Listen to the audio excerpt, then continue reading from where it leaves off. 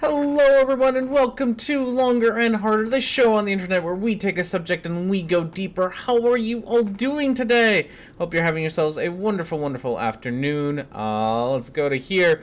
Oh god, that's a mess. I don't know why you're a mess. You're a mess. I don't like it. I don't like any of that. Oh goodness. Hello everyone, I hope you're having yourselves a wonderful Sunday. I saw some good faces in the crowd. Hello Evan, hello Chris, hello Factard, hello Micro and Christ Puncher and Red, oh my goodness, Eager, and all the cool peeps. Gio's here too, so you know, we can't quality over quantity, I guess. I think your audio settings might be a bit off. They might, so I'm still kind of messing with all the things, but you know, next investment microphone compressor, probably. There's lots of things to invest in next, but for now we got a new computer. That's the big news. Look at this. There's no lag. My computer isn't dying for once. It's amazing. Big absolute thank you to all of you who donated, all of you who did, all my patrons, all of you who watch things, all of you who do all the things to help out, because of you we can do this. We don't have lag. It's great. Tell us the specs. Oh Jesus fuck. Fine. No, I certainly can. Okay. So this is a 2019 Mac, which I might have stolen a little bit. Just a little bit stolen. So right now it is the 27-inch 2019 Retina 5K display thing. It's got 8 gigs of RAM, but I did order 32 gigs that are coming in the mail. So once those get in here, which I think is going to be like a week, we can upgrade that. So that's just off the shelf 8 gigs, but it's going to get up to 38. I think it's a terabyte solid state drive, if I remember right. Graphics, because I know you care about this. It's a Radeon Pro 570X 4 gig, and it's a 6-core machine. There we go. So there we go. So how did I slightly steal this? I might have slightly stole this. CPU is the where is it at? 3 gigahertz Intel Core i5. There we go. Since when do mortals upgrade stuff in a Mac? I do. I certainly will. It's gonna be amazing. So slight story about how I might have slightly stolen this, just a little bit. So I went to Best Buy to buy it, and as you know, we had a goal of $2,000 because this particular model from the website is from Apple itself is $1,900, and then I was gonna get the student discount because IB's one of those, and I was gonna get it down to like $1,800, I think. Something like that, or 1,900, like 1,900 even as opposed to 2,000, right? And then shipping and all that, not shipping, but taxes and all that. Sorry. That's what I went for. So I went to Best Buy, and they had this particular Mac priced at the 2000, like the older generation Mac prices. So this was $1,700. And they like double checked the price on their listing because that's what they had it priced at. They were like, that's what this says on our website, and that's what it says on the card. It's like, well, that's not my fault. You priced it this way, so I'm gonna take it at $1,700. So I took it at $1,700, and yeah, so we saved quite a bit. So that was kind of cool. So we were able to get the RAM upgrade. Like I said, it's gonna show up at some point or another, and we'll do that. But yeah, so everything's nice and smooth now, which I appreciate. Settings might be off, so we're gonna have to tell me if things are too loud, too quiet, whatever's. I used to have like a little lag on the video because the video and the audio were kind of not synced up. So again, tell me other things. Yeah, you did steal a little bit. I did steal a little bit.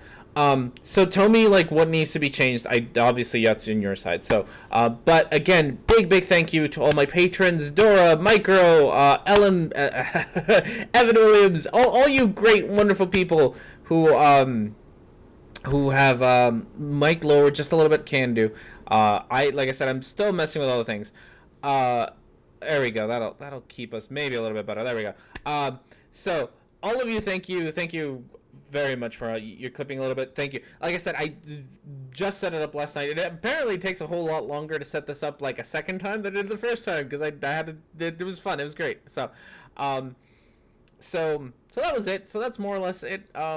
For welcoming and things. So very big thank you, especially if you donated and all that. That again, you need a compressor for your mic. All right, we'll add that to the list of things that I need because I definitely need things. So you're a little loud and then clipping a little bit. Awesome. Oh, so I turned that down a little bit and I can turn it down some more.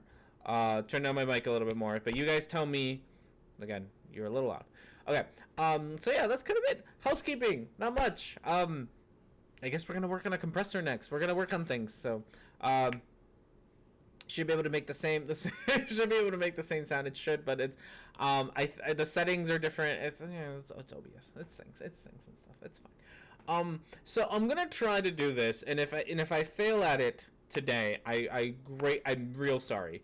But I'm going to try to do it, which is as a thank you. Unfortunately, I can mostly only thank most of you for I can turn the gain a little bit down. As a thank you to all of you, I'm going to try to give away a Hubs mug. And if you don't know what a Hubs mug is, it's a mug with Hubs on it.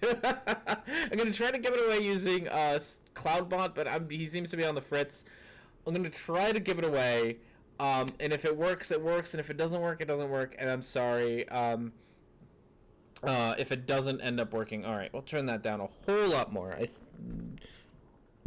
Let's go that way. Okay, so we turned it down a whole lot. Let me know again. This is gonna be the show that we sit around and dick around with all the settings. It's great.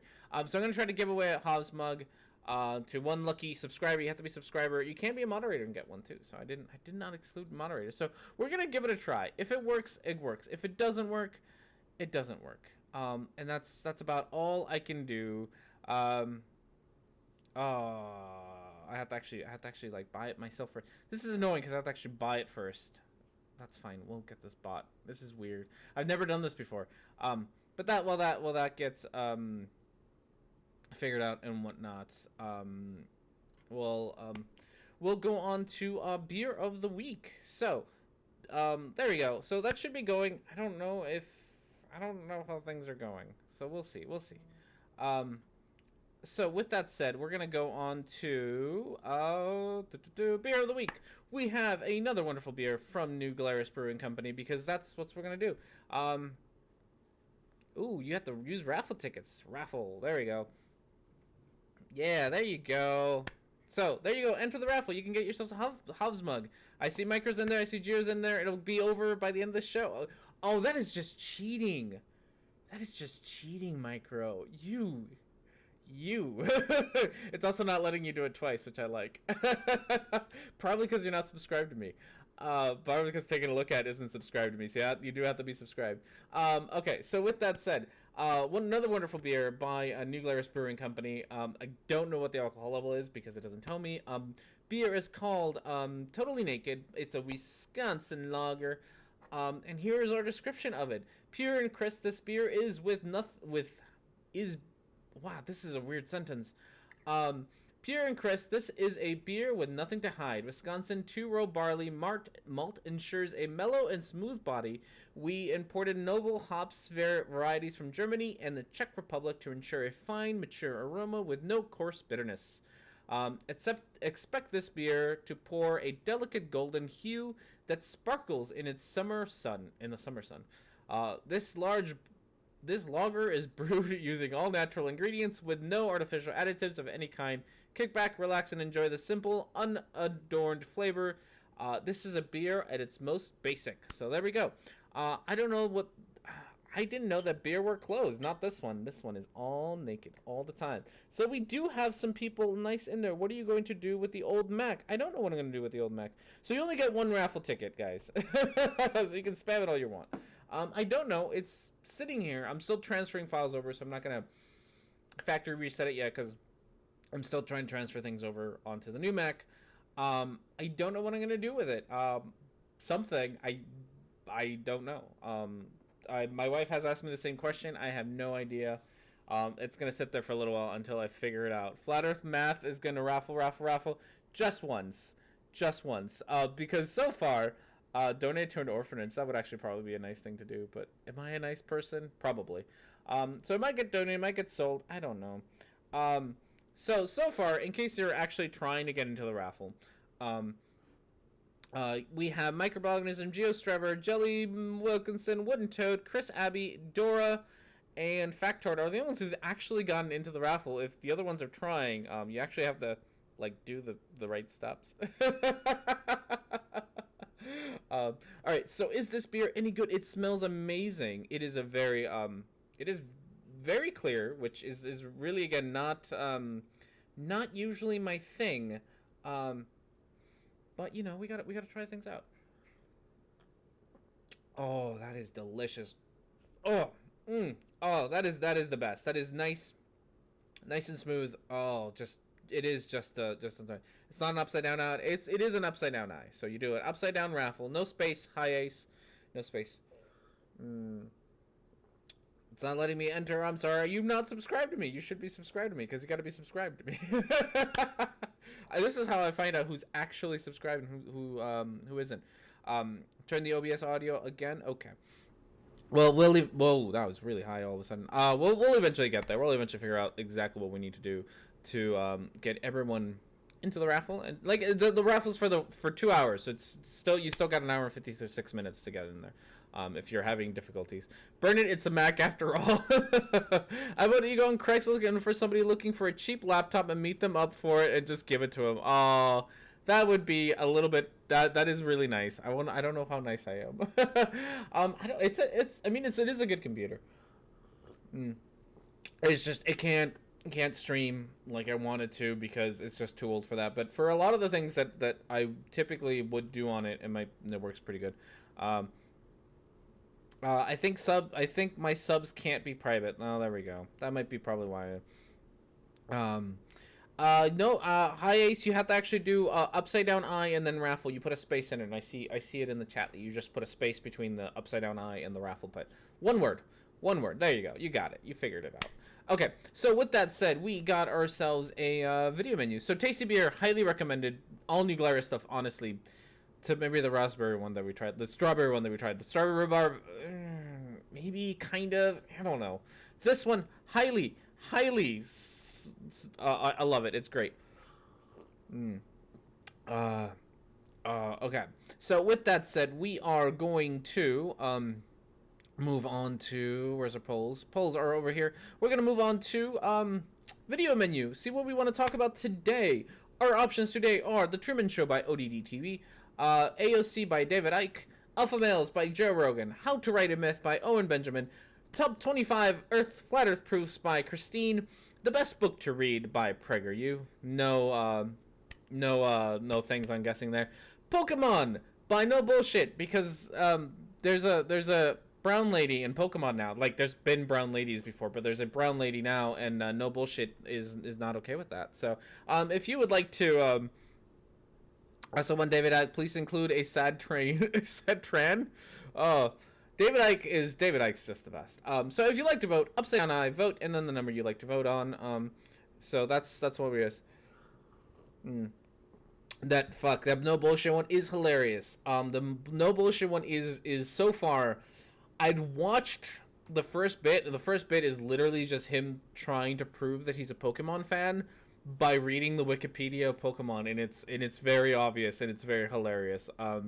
Number 5 is again no prizes for guessing what book they're talking about, because that one's pretty easy.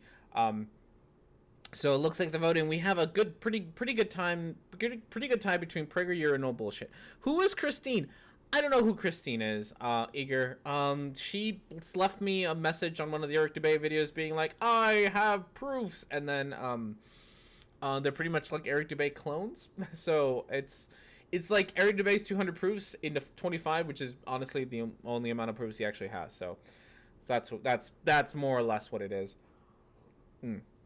So you can, if you really want to, right-wing YouTubers have just turned into film movie critics. It's embarrassing. I don't even think they're critics. They're just he's just being a reactionary, right? Like, it's just him being like, oh no, SJWs are happy. Like, so, like, and that's the thing about this video, as far as I can tell. Like, the Pokemon thing is the new Pokemon Sword and Shield coming out soon, and one of the new gym leaders is dark skin. And so a lot of people of color, a lot of minorities are really happy that there's another minority in Pokemon, because the Pokemon universe is rather white. Arguably not necessarily a racist thing for whatchamacallit, for Game Freak and Nintendo to do, but they're just, like in so many other places, they're just lacking in people of color. That's fine. It's like, yay, more people of color in a video game that I like. And no bullshit takes this way too seriously and just gets really pissy that people are happy. And that's more or less it. Like, he's like, yeah, people are happy that there's brown people in video games, and I'm gonna be a dick about it, but I'm not racist. Because right now it's literally one character, and he's gonna be pissy about it. So that's more or less what it is. It seems kind of boring, or like the beginning of it was kind of boring, and it really was just him whatchamacallit, reading off from the Wikipedia, like, oh, this game came out in this year, so but yeah, so that's that one. I was gonna say, we got about 2 minutes left in voting, so I'm gonna let you guys keep voting away. Gonna plug all the things and stuff. We are working towards a softbox now. It's a light. It's just a really big light to stick in front of me, so that we don't have any of this nonsense where the light's just kind of way brighter on one end because I have a window over here and no real light over here. So just kind of soften me up, because I'm super hard. That was a sentence. Why does anyone care if there are brown people in video games? Oh no. Why does anyone care? I mean, they care, like, they're happy to see representation in their games, right? Like, in games that they play. So people are just happy that, especially in games that don't traditionally have a lot of minorities, people are just happy to see themselves being represented. That's mostly it. Like, people are just happy about that. And then there's people who are really upset that there are brown people, because they're racist assholes. Because there really shouldn't be a reason for you to be upset that there are brown people in your game. Like, I've heard a lot of people. What was the last one that got really big about this one? One of the Call of Duty ones had like one of the hair options is you could paint your hair wacky colors, and people got real pissy about that, because it was a World War II game, and people were like, oh no, you have funky hair, and you're a woman in Call of Duty multiplayer, and that's not okay. Even though this is also a game that has zombies, and no one complained about the zombies being historically inaccurate. It's one of those, like, we care about accuracy, but we're just racist assholes. Battlefront 5, was that one? Okay. We can no longer vote. Voting is done with for now. We are going to complete this poll and see what Cloudbot has to say about the winner of the world. Oh, we have a tie between 5 and 6, which means we're going to talk about Flat Earthers and PragerU today.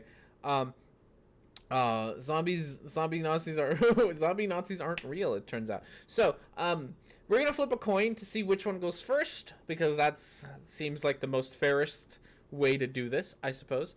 And then we will talk about that one for half the show, and we'll talk about for the other one for half the show. So where is Google here to help us out? Let's go with Flat Earth is heads, PragerU is tails. Let's see what we're gonna what Google's gonna decide for us. Hey Google, flip a coin. No, Google's back there. It's heads, so it means we're gonna start off with Flat Earthers today. So Flat Earth today, and then we will move on to the other one afterwards. So far, by the way, if you still want to enter in the raffle, there's still an hour and 47 minutes left. Microorganism, Geostrebber, Dora, Jelly, Factard, Christy, and Wooden Toads are the only ones who've so far been entered. So it's kind of, you guys, if you want your Hubs mugs, I don't get your address, it'll just get shipped to you. I could probably grab it during intermission. It's pretty cool. It's got Hubs on the logo, and it's a mug. Drink your coffee and your whiskey out of it. That's what I do. Okay, so with that said, let's get ourselves some videos going here. Video options. For today, we are going to do, where is it? Top 25 proofs that the Earth is flat by a lady. And like I said, this is very much reminiscent of Eric Dubé. Like that's the vibe that I got when I first watched this. This is an Eric Dubé clone. So the whole name of the video is called Top 25 Simplest Flat Earth Proofs by Christine. God, I forgot her last name. I have to look it up. Only the mods are eligible for house mods. I hope not. I was pretty sure that I said it to subscribers and whatnots. And if I'm gonna leave it on for like a little bit longer, and if it looks like people are having a hard time actually, well, I can't really stop it. That's the problem. Let's see. Because so far, it's that permissions are for subscribers and moderators. Because I did want my moderators to be able to apply for it. So you should be able to. It's only mods. Okay. So, how to do this? Can I fix it? That's the real one, because I do want everyone else to be able to be able to apply, but I don't also want to make you all moderators, which would be the right answer, I suppose. Just mods all your subs. It's true. I should just mod all the subs. So, Brian, rotation, you'd wanted to. So, you welcome to be a mod. I might take it away from you. I'm gonna take it away from you at high ace too, but you know, do yourself a little raffle thing, and then you can be entered, and then I might unmod you, but you know, whatever, it's fine. There you go. I don't know why it's mods only. I'm sorry. I don't know why that's a thing. Whatever, it's fine. You got yourself your ticket there. If anyone else wants it that's still here, let me know. I'll make you a mod, and then I will probably unmod you afterwards, but we'll get there. You are forgetting about Orphan Red and Karen B. So this person isn't unique just because she's a lady pants, right? Like, there are lady pants flat earthers. She's unique, and like this very much so reads, or sorry, not reads, but sounds just like a Eric Dubé clone. Like, it just sounds just like it. Like, that's kind of the big problem with it, is it doesn't sound any different. It really is the exact same thing as before, and it's just kind of annoying for that problem. Okay, so it looks like high ace, Brian. You guys are into the thing, the raffle. Taking a look at, sorry, you get none. Evan Williams, you need to put not a space between the upside down eye. There we go, you got it. Okay, so with that said, let's listen to some flat earth proofs. Probably yeah. You just don't get one taking a look at. You're fine. Okay, so with that said, let's listen to what this lady pants has to say, and then, you know, talk about it. Hey, all lovely people out there. Christine here. Throughout my life, I have been taught that we are living in a spinning spherical Earth. For 20 years, I took it for granted until I started thinking about it myself. So this is Christine here. She's got a last name, I think. Also, let me know how the sound sounds as well. So you're a very loyal fan. I know you are, which is why you're already entered. He's doing to irritate me now. The upside down eye. I mean, it's just what it is. I know. Lower the video. I will lower the video. Taking a look at is microbloganism. Taking a look at. By the way, I'm gonna plug my own. My other show. If you'd like to watch microbloganism and I talk about nonsense, go check out Taking a Look at Microbloganism, Geostrubber sometimes, and Smells Like E Minor all get together every other week. We look at a website with a lot of crazy shit on it, and we make fun of it. It's great. So no, Taking a Look at is he's the other show that I do. So he's already entered. He doesn't get another one. So yeah, if you want to do that, I think we looked at what was that, multidimensional something or another. Multidimensional something or another was what we looked at. It was kind of cringy. We are gonna try to look at Shut the Fuck Up Hollywood. They're like their movie reviews and potentially their forums, their free speech forums, which I'm sure has lots of porn in it, and lots of memes. Prediction: all the memes and all the porn. It's for all of us. You could win it yourself. I could win it myself. Where can I find her? She convinced me. I will put a link to the thingamabob later. If you'd have plugs that more, I'd already have subscribed and watching most likely. Okay, so I know I don't plug the other channel as much, but you know it's a fun thing. We are very irregular about doing it and whatnot. Okay, Christine, tell us about why the Earth is flat and whatnot. And it turns out that the mistakes of this assumption were right in front of my eyes. 1. Water finds its level always. Water finds its level always. Always just got fucking banking on that. Bunny SB, I'm gonna mod you just for a second so you can redo that because apparently only moderators are allowed to enter. So I'm gonna mod you real quick. Try that again, and then I'm gonna you know unmod you. I should unmod other people, but you know, I'm sorry, that is my fault for doing it that way. Did you all forget ultra porn? 29 is still fake ID to rent it. Oh no. So yes, that's not what level means. I'm sure it's water is always level and it's always fills its containers and whatnots. That's not at all what any of that means. I'm gonna let her finish her sentence. I'm sure it's gonna be just dumb. Stop background music. It's the worst to hear it everywhere. Background music is the worst. No matter is it in a glass, swimming pool, or large ocean, container does not affect how the water behaves. 2. So yeah, there we go. Number 1, water is always level. Not at all. The video is pretty loud compared to me. Okay, we'll take that down all the way to there. How do tide work? How do tide works is always a fun question that flat earthers don't really seem to think about. So, okay, maybe Eager, you're here, right? You can tell us how tides work, because if water is always flat and level, right? Tides wouldn't exist.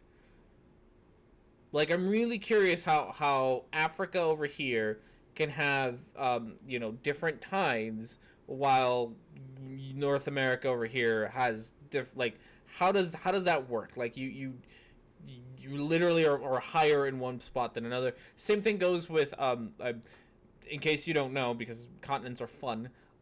Continents have the sea level is higher at continents than it is at other places, like at islands, for example.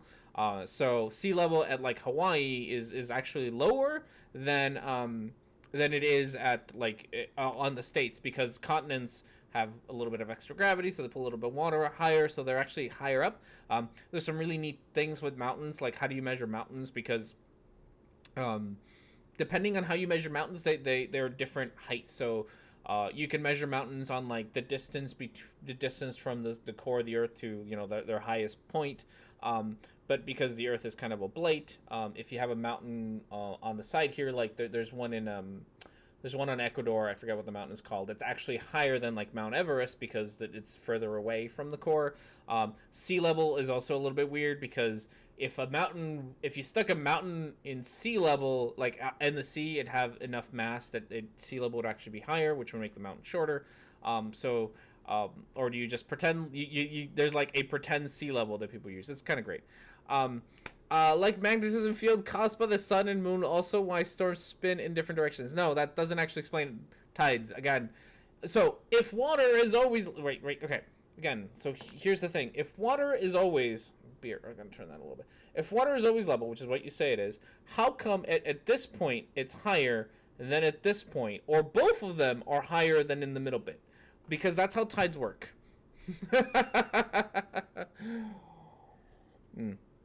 Yeah, also water doesn't care about magnets. Also, if that were true, like like magnets would work entirely different. Compasses would work entirely different. Like if the sun had enough if the sun had enough magnetism to be able to drag water around and make it higher at certain sections, and lower at certain, like let's pretend for a second that water is ferrous enough to do this, right? Like that this can happen. compasses wouldn't work. Like, compasses would point either towards or away from the sun. Because that that amount of magnetism to get water, that much water to move, would be so much greater than the magnetic field around the Earth that you wouldn't be able to you wouldn't magnets would point towards the sun or away from the sun, depending on what you decide the pole of the sun is, right? And it wouldn't do what you say it does. So you just, by saying magnetism, you're introducing more problems than actually answering. You're not Magnetism is not magic, and it doesn't answer the question in the way that you think it does. All right. So, with that said, Horizon is, I'm guessing Horizon is always level because, why not? Ooh, I got the wrong one. Here we go. Horizon is always flat, no matter where you are. Nobody have ever seen any clues of curvature whatsoever. There's a lie. There's a lie. There's a lie. A whole lot of lie. I call it a lie at this point. People used to get mad at me. Maybe they don't anymore. About like me being mean to flat earthers and saying you're like lying and shit. Like at this point, you kind of are. At this point, if you think that we've never had a picture of a curved Earth, you're lying. We can find some because there's plenty of pictures. Should we use Soundlies? Let's use Soundlies. Maybe we can find Lake Pontchartrain, because that's honestly my favorite. Lake Pontchartrain picture. So see if we can find a Lake Pontchartrain picture here real quick. Images, and we'll get it up. Oh, look at that. That's a good one. That is a good one. We'll go to this one. Nope. Sorry. Okay. Trying to find an image for you all. For everyone. Actually, why don't I just show you all the images that I have? We'll go with that instead. Because we definitely do have some very good pictures here. Let's go like that. Okay, so we do have some good pictures here to look at that really do show the curve. This one, we can go down here. This one in particular, very nice. You can see this is, here's your level. There's the curve. I'm sure that we could find one of Soundly's pictures just hanging around because they do exist. Oh, there's a Soundly picture right there. Look at that curve. Look at that curve. Yeah, at this point, if you're denying it, you just it's just you are being a goose if you are denying the fact that there is no curve, and that we don't have pictures of a curve. We really truly do. Here's some more. Here's some more. Like, you really can see the curve very, very clearly. And this doesn't, we could also do things like look up high altitude balloon footage as well, and get sort of the same kind of with plenty of curves. And some of these I will grant it to you. Like, some of these are do have a fisheye lens, and entirely understand that fisheye lenses do curve. I think this is one of them, considering how the rope is turning. But once you actually correct for that, you still get those. There's a video that I did about fisheye lenses, and a Vice video. So they definitely do exist. It's just, you gotta actually, you can't just deny things just because they, that's the wrong one. Just because you don't like them. You can't just be like, no, I'm gonna deny that these pictures are real because I don't like them. That's not how that works, my friend. And that's it. Okay. So, with that said, we're going through this video pretty quick, which is fine because, If we would be spinning 1,000 miles an hour, I would have noticed that by now, because I have such a sensitive stomach. But no worries, guys, I'm doing great. So at least that is more than debunked. See, this is what I mean about all the time. They're getting craftier. They're building bridges that go into the water off at the distance to fool you all. We should get sick if we were spinning. Yeah. So apparently this is. Like, this has been explained so many times that I don't know how to re-explain it. Besides the fact that you can't feel motion. At least not the way that flat earthers think you can. So you can feel acceleration and deceleration. That's why your stomach jerks when you start, like if you're in a car, uh, uh, you speed up real quick, like you feel, you feel yourself pull back because Newton's first law, right? Yeah, Newton's first law. Object in motion will remain in motion unless otherwise acted upon, and then the reverse, an object in rest will stay at rest unless acted upon. So you're at rest, and then you're getting pushed, and then you feel it, right? And then you feel it. But if you're just constantly moving at a rate, this is why traveling in a car feels the same as traveling in an airplane, even though one is going like 3 to 4 times faster than the other one, and yet they feel more or less the same thing. And even in an airplane, if you travel in an airplane, the only times that you feel anything in an airplane is like turbulence and stuff. When you have, like, again, acceleration and deceleration, that's when you feel it. No other point. Any centrifugal force opposite of the impossible is pear-shaped. What? I don't know what that means. Spinning at an amazing pace and never even messed up my hair. Yeah, no, that's also another thing that like, so I don't know why, well, I do know why. I take it back. One of the big things that a lot of flat earthers do is they'll say things like, "Oh, you're traveling at 1,000 miles an hour at the equator," and they're not wrong, but it's a very silly way to measure rotation. Like, we don't measure rotation by how fast the thing is moving in a linear direction, because miles per hour is a linear measurement. It's not a. You measure rotation by how often you rotate. And in that case, Earth is spinning real slow. It's one rotation per 24-ish hours. That's really slow. That's the hour hand on an analog clock is spinning twice as fast as the Earth is.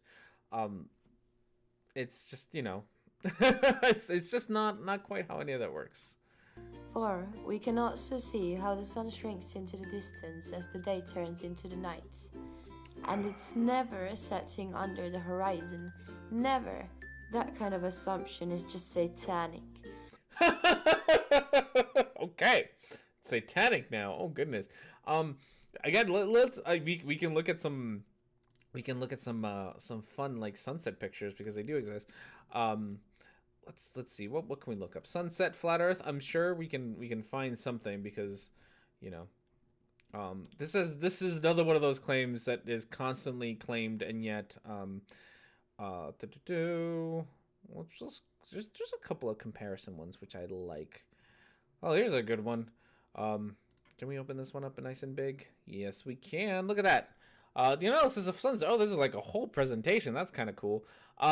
So yeah, you can see that the horizon cuts off the sun. One of the fun things, because I know flat earthers like to say this, I don't know, Eager, help me out here, or help yourself out, is that you'll be able to zoom in on these things, on this, like, you are able to zoom in on things that are far away, bring them back into view. I would love that to be done with the sun, right? Like, if that's the case, then there's absolutely no reason why, after the sun sets, after the sun has gone lower than the horizon, why you can't take a telescope, point it at the sun, and bring the sun back in. Like, there's no reason why that should be a thing. So this is kind of cool. Oh, this is some fun stuff. Ah, here we go. Look at this. Oh, there it is over the horizon. That's some good pictures. There's also pictures, like, people have actually, if you use a sun filter, which a lot of people don't do, because sun filters are a specialty tool for cameras and things, right? If you use a sun filter, for example, and you actually take a picture of sunsets and sunrises, you'll see that it doesn't actually, the two stay the same, like the sun stays the same as it sets, and I'll try to maybe find one of those too. It stays the same as it sets, and it's just, let's see if we can get sunset sun filter on here. It stays more or less the same. Here's a good one. We'll go check this one out. Here's a good one. The sun stays the same size as it's set. What happens is there's a lot of sun flare, a lot of sun flares, a lot of bloom and whatnot. So it makes the sun look like it's shrinking, and it's not shrinking. It's just that your sensors on your cameras are weird, but they genuinely don't change size. When you actually take a picture of the sun using a There's a glaring problem when you don't use a filter. It's true. Okay, so there we go. That's mostly it. Okay, so with that said, I guess we can move on to more of this nonsense. So guys, please. I didn't do that.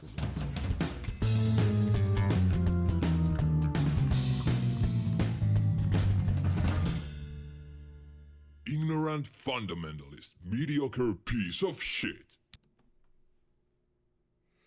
I don't know what happened. So I try not to watch these videos. I might have just been trolled. I might have genuinely been trolled today. Oh goodness. I think that's what happened. I think I got trolled. Oh goodness. I hope that's it. Let's find out. Oh. Now you seriously gotta tell me, what the fuck is happening right here? Where does the sun go, and how it can come back just by increasing the altitude? I don't know. I don't know if I should take this video seriously. I don't know. Is this I don't know. Okay. Okay. Okay. You need to buy a drone for repeating this experiment by yourself. It sounds like it's the same person. She's got the same accent. Oh, the person's got the same accent. It's just like a lower, whatever pitch. Okay. Hello, Luke. How are you? She got a nice switch. I want to find out. I'm pretty fucking curious how you will come up with more logical explanation than this one. Besides, what is going on? Are you debunking yourself? Like, it was, I think I got trolled.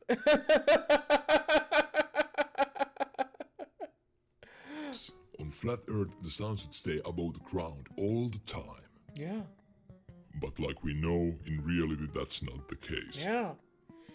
As a reminder, if you're going to play with any piece of light bending, glass, etc., remember to be extremely precise so that your presentation leans tightly on reality. So no more irrelevant distortions or any other fictional nonsense. What is going on? Oh my god. Oh, okay. You don't get Are you trolling me? This is amazing. Did I just get trolled by someone on the... I mean, probably. That is amazing. Oh, okay. Has Satan I don't know. Thanks. Let's approach the same subject differently. There are these idiotic claims that by zooming you are able to reveal the things that have already disappeared from your visible horizon. Yes! Okay! So be brave, buy a telescope and do some research. Wait until the sun has set completely out of your sight and bring it back with your magical zoom. This is amazing! This is amazing! What is... Igor, are you still gonna go sub to this person? Are you still gonna go sub? Oh my god! Oh my goodness, what is this? You can observe many much more distant celestial bodies, so bringing back the sun in the middle of the night shouldn't be that challenging. Yeah! Okay, yeah. Next, let's have a couple of words about gravity, you fucking retard! or the telescope you already bought. Follow the moons of Jupiter for one night. Once again, don't trust this fool. I don't. Oh goodness. I don't know if she'll actually go back to debunking, like to making flat Earth claims or debunking Satan here. I don't know. I know I've seen this guy was a well-known skeptic. I am baffled. Oh, this is both amazing and slightly disturbing. This is like quite the con you have here, Christine. But do it yourself, and then explain precisely. Why are these spherical moons orbiting this spherical planet? What causes the force that is holding them in their paths? Eager! Okay. And why is this totally calculable using Newton's law of universal gravitation? I don't have to say anything! Finally, about calculations in general. Flat asses likes to claim that heliocentric model is nothing but free creation that is taught to us in... This is amazing! Somebody made a flat earth video to get people to watch, like, the flat earth debunking. Oh my goodness, Christine, you are my hero right now. If this is what you did, if you go back to like trying to debunk Satan or whatever, I'm gonna be a little disappointed. But if this is your thing, if this is your con, like this is amazing. You are fantastic. Oh my goodness. Schools and does nothing but conceals the actual truth. So how the hell is it possible to make accurate predictions using only heliocentric models? You dumb fuck. For example, spherical planet Mercury is predicted to transit the Sun on November 11th, 2019.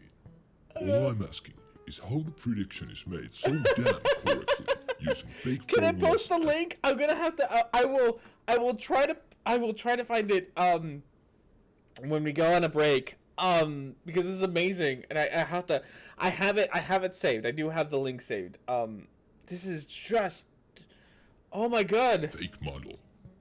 I'm pretty fucking sure that math just can't go both ways from flat to closed. This is ridiculous. And now you are maybe wondering why flat earth model is still broken as fuck. If it's the most accurate presentation of the truth. It's just, I don't have to say anything. This is I think amazing. it's good time for us to take a quick review at these tasks. Firstly, you needed to buy. What is going? Oh, I love this. For researching the expanding horizon. Explain where the sun goes and how it can come back. I gotta skip ahead because like this is great. Like this is all great material. But I want to find out if we're actually gonna like. If we're actually like, are we gonna debunk Satan here or okay? Here's this asshole. It'd be a piece of cake for those who are better informed about the truth.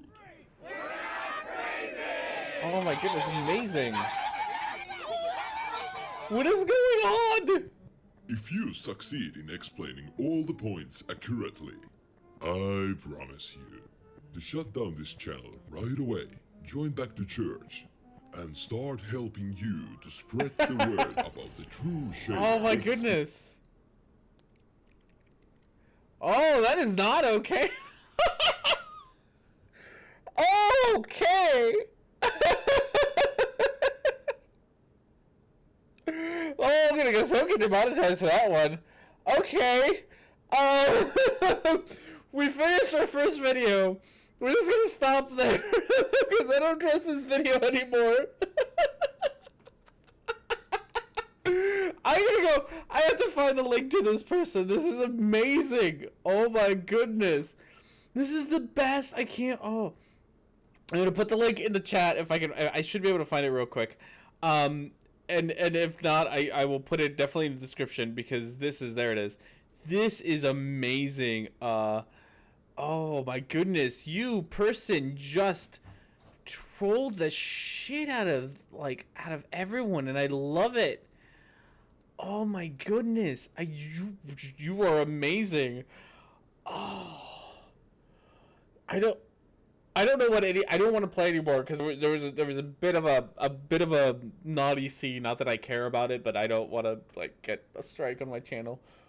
There is the link if you want to go check this video out. Her name is Christine Flat Romance.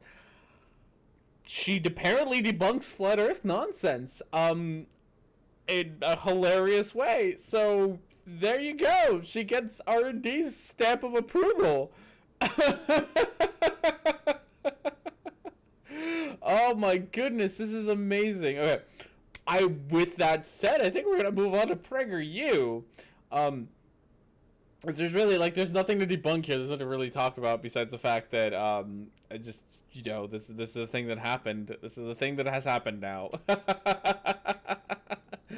All right. So with that said, we're gonna change the subject. Hold on. We finished the video. Oh, all right. We did finish the video. You are correct.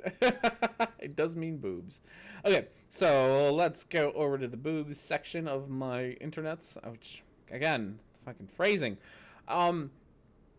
We are gonna roll a dice, and then by roll a dice, we'll have whatchamacallit, we'll have Google pick for us between the numbers. I'm gonna get this down here. Between the numbers 1 and nope, that's not the one I want.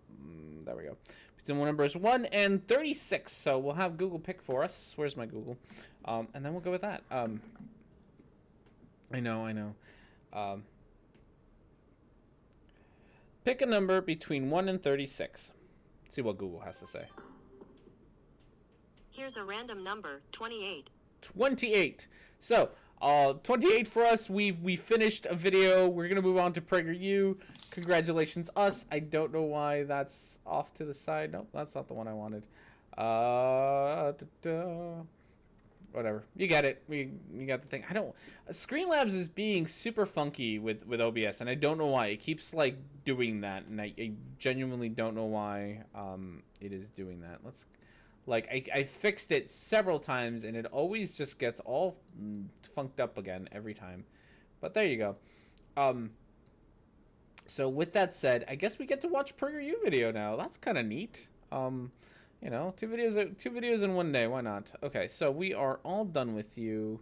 Let's get a PragerU video going here. The truth about... Where are you? The best book. The best book to teach your kids. The best book to read to your kids is what we're at. Okay. Is it William Harper vid that you just dropped? So the vid that I just dropped, scroll down the comments of that video. Even her fans say she's being unclear. I bet they are. It's insane. Those are not boobs. Sorry. Butts got included. Yeah, so that was a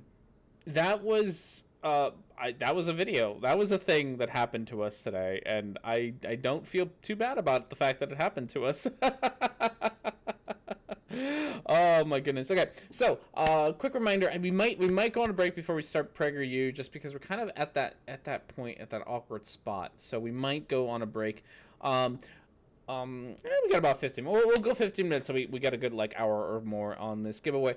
Quick reminders, big thank you to all my patrons, everyone who's donated in Super Chat. You all are amazing. You have helped make this lag-free stream, which is so far going so smoothly, and it's amazing, and I love every bit of it. To thank all of you, if you would like to enter into a raffle, you just have to do an upside-down eye raffle, and you will get entered into raffle. If you're not a mod, which some of you aren't, let me know. I will mod you just so that you can enter, because that was an R&D problem right there. So far, we have 12 people in there. We have GeoStormer, Microorganism, Jelly, Dora, Red, Christy Abbey, Factard, Evan Williams, Brian, High Ace, Wooden Toad, and Bunny at BSB.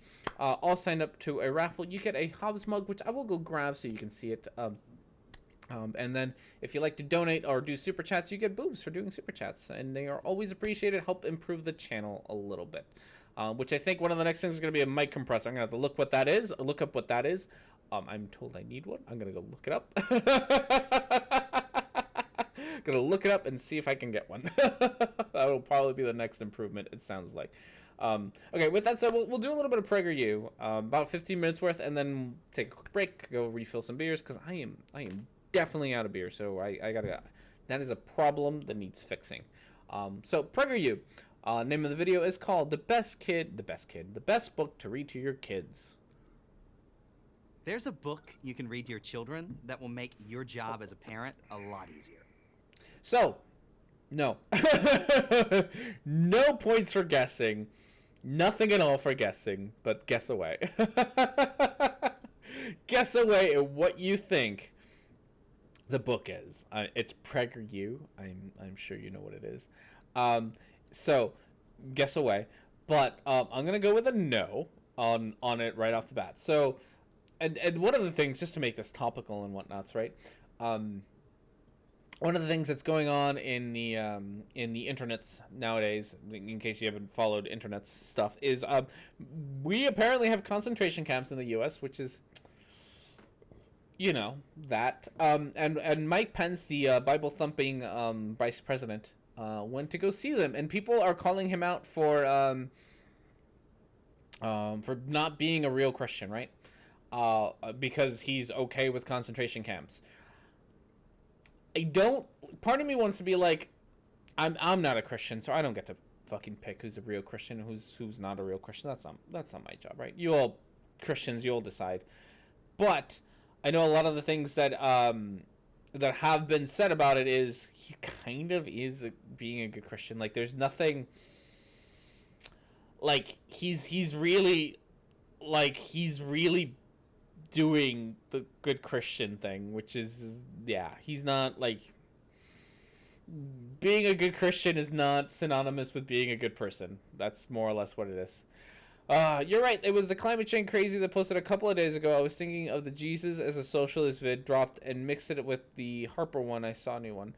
Brian isn't working right now. Okay, so with that said, This book it's will obviously teach the them Bible. lessons in character, how to distinguish right from wrong, about gratitude, respect, and perseverance. And that's in the opening chapters. So, by the way, if you haven't read the Bible, at least if you're in the wanting to actually talk to Christians about the Bible, I do suggest reading it. I've read it a couple times myself. It's boring as fuck. It's a really boring book. But once you actually read it, you will find out. Let's like take a jaunt backwards here on this one. Okay. Okay. So, lessons in character, how to distinguish right from wrong, gratitude, respect, and perseverance. Okay. So lessons in character. So some of the good people that God has saved throughout the year. One of my favorite ones is Lot. So if you don't know the Tower of Babel story, is it Babel? Yeah, it was Babel. Was it Babel? No, it wasn't Babel. Lot came from somewhere else. Shoot, bunch of geese. Like, that's where it comes from. Not the Tower of Babel. Lot came from somewhere where people were pretty much like, it was a city. I look up Lot, right? Lot, the Bible. Sodom and Gomorrah. Thank you. So Lot came from a city where people were having sex and whatnots. Potentially gay sex, because the Bible does not like the gays. Was having lots of sex and doing all the naughty things, and God was not cool with it. He's like, no, tisk. Can't be having that. So he's gonna destroy Sodom and Gomorrah. But he sends a couple of angels to be like, hey, find me some decent people in there to save. He didn't come from the city. Don't rape those angels. Rape my daughters instead. Yeah. So angels go down and, like, we're gonna go find ourselves a good Christian individual to save. And the good Christian individual because I think it's Sodom, because Sodom is such a bad place. When they see that there's a bunch of angels there, like the citizens of Sodom were like, hey, we wanna rape your angels, which, you know. So Lot, being the ever so righteous father that he is, goes ahead and says, no, please do not rape these angels. That is not cool. Here are my daughters. Go rape them. So this is a good person in the Bible, right? This is a good person who gives up his daughters to be raped by a mob rather than give up angels. So that's your character lesson right there. So not good. So there's that one. How to distinguish right from wrong. And then instead has sex with his daughters, that too. How to distinguish right from wrong. I don't know how the Bible tells you how to distinguish right from wrong, because a lot of the things that the Bible says are wrong are real dumb. For example, just some of the ones. Old Testament laws include things like stoning people for such egregious crimes. This is one of my favorites. Such egregious crimes as picking up sticks on a Saturday afternoon. Yeah, pick up a stick on a Saturday afternoon. That's wrong, and you deserve to be stoned. Another great thing that's wrong in the Bible is so if the rules on rape in the Bible are fucked up, real fucked up. So one of them is if you're a woman, because this is the Bible and they really only care about shitting on women. If you're a woman and you get raped inside of the city, so okay, let's start with outside the city. If you get raped outside of the city, you're a woman, you get raped outside of the city, the rapist gets stoned to death. But if you get raped inside of the city, and you're caught being raped. That sounds weird, but that's what it is. You're caught being raped. Then you get stoned as well as the rapist, because you didn't scream loud enough to ask for help.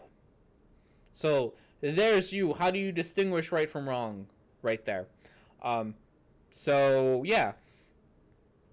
If a woman is raped and nobody hears her scream, is the rape a real rape or not?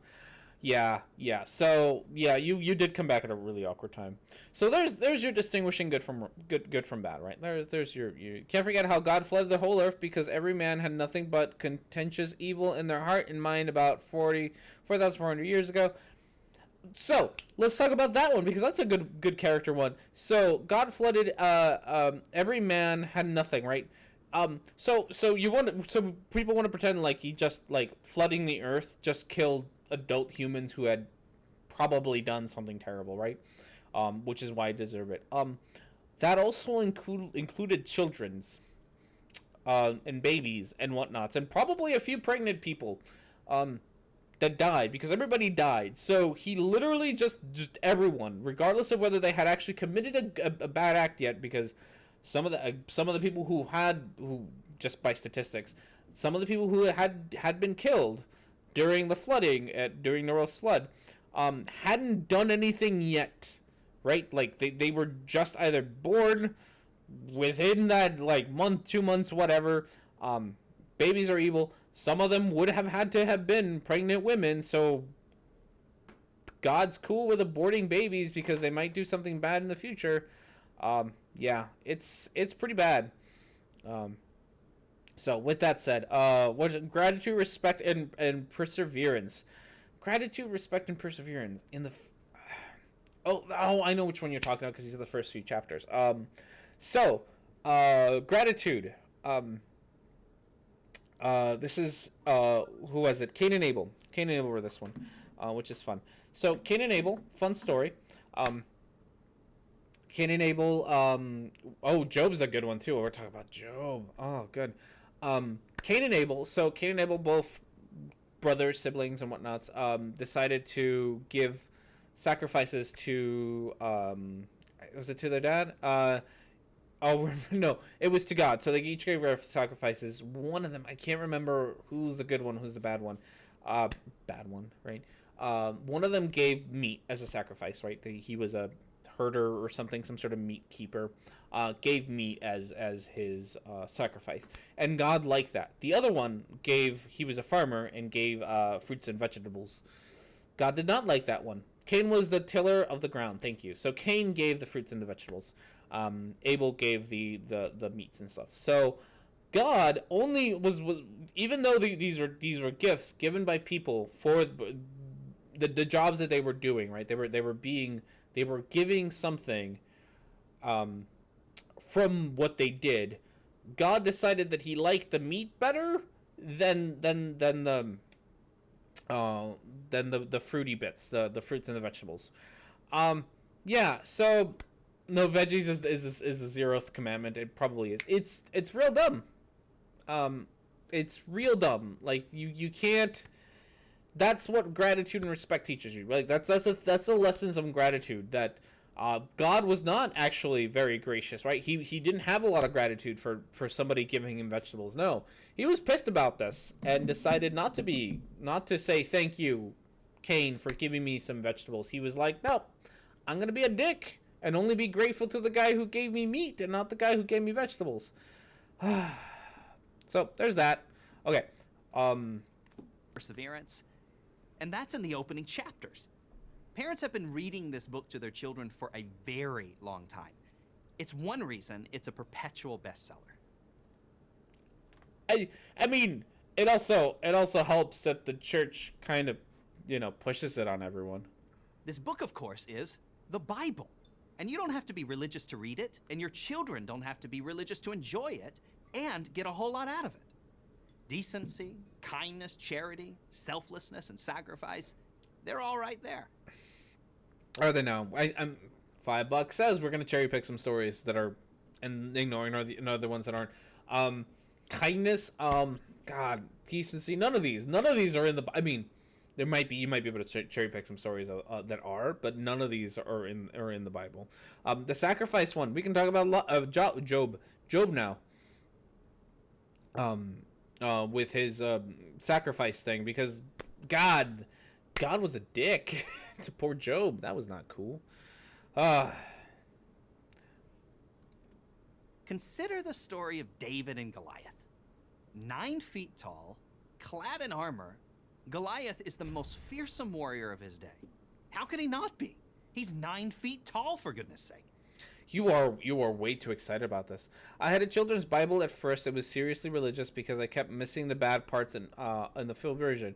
Read King James Bible's New International Edition, and then Atholic annotations, which was fun.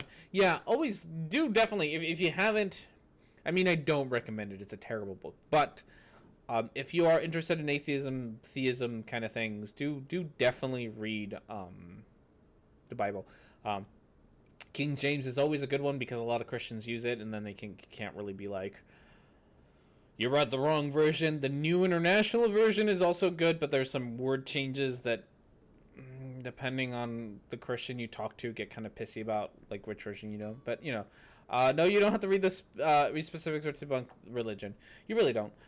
It's if you're interested, especially it was really why one of the main reasons why I became an atheist in the first place was because I took a class in we read the Bible. It was like the Bible as literature was the name of the class, and I really enjoyed it, and I got way more out of it than I think I was supposed to, because pretty much at the end of it I was like, I read the Bible, it's kind of horrible. Historically it makes no goddamn sense. That was one of the nice things about this class. We actually went through the history, the geography of places, and how none of it really matches up with what scholars actually find and whatnot. So do read it. It's one of the reasons that I became an atheist. If this is what you're into, it's kind of good. Okay. Who wants to go against a giant like that? No Israelite, that's for sure. Except for one. A skinny shepherd boy named David. This boy has 3 things going for him: courage, a slingshot, and faith that God is with him as he strides out onto the battlefield to face. So again, we're with a sling.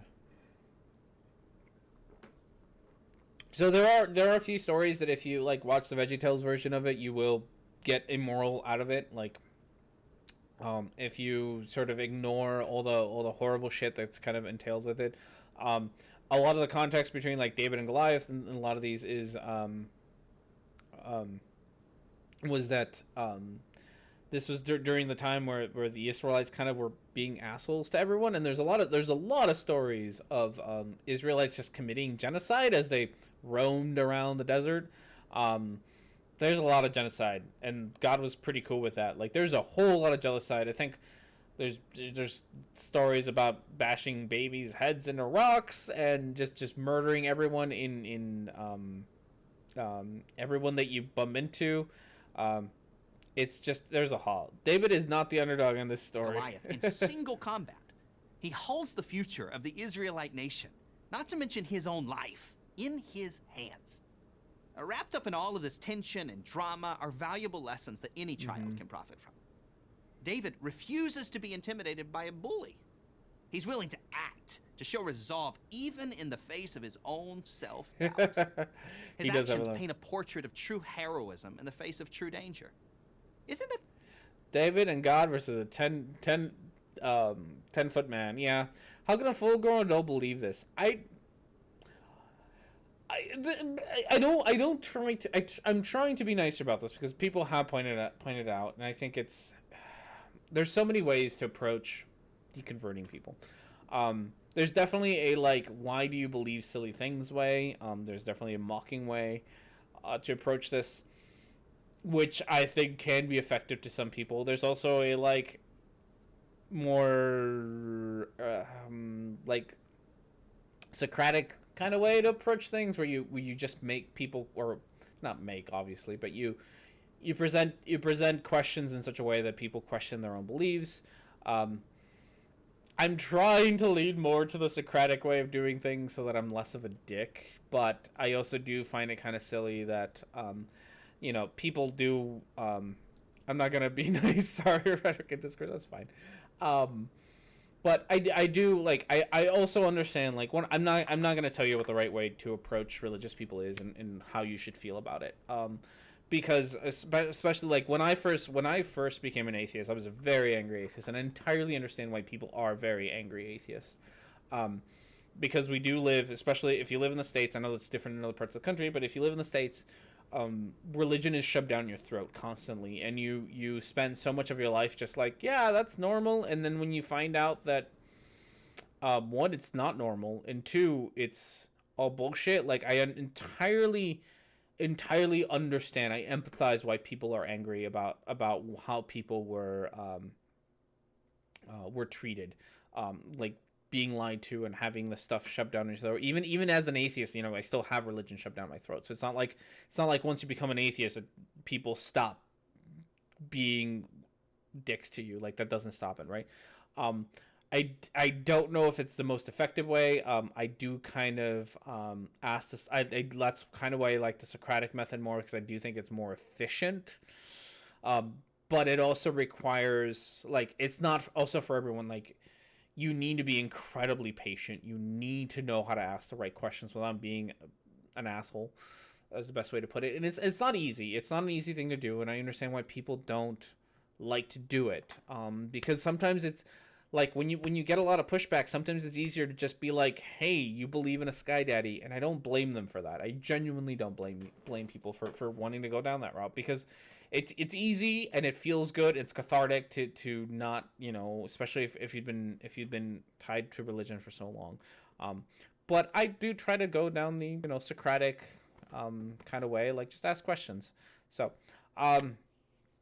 Okay, with that said, we are going to take a break because I'm out of beer and I would like to get some more and whatnot. So enjoy some royalty-free music, enjoy some fan art, and I will be back in just a couple of minutes to continue this nonsense, to do all the things and stuff.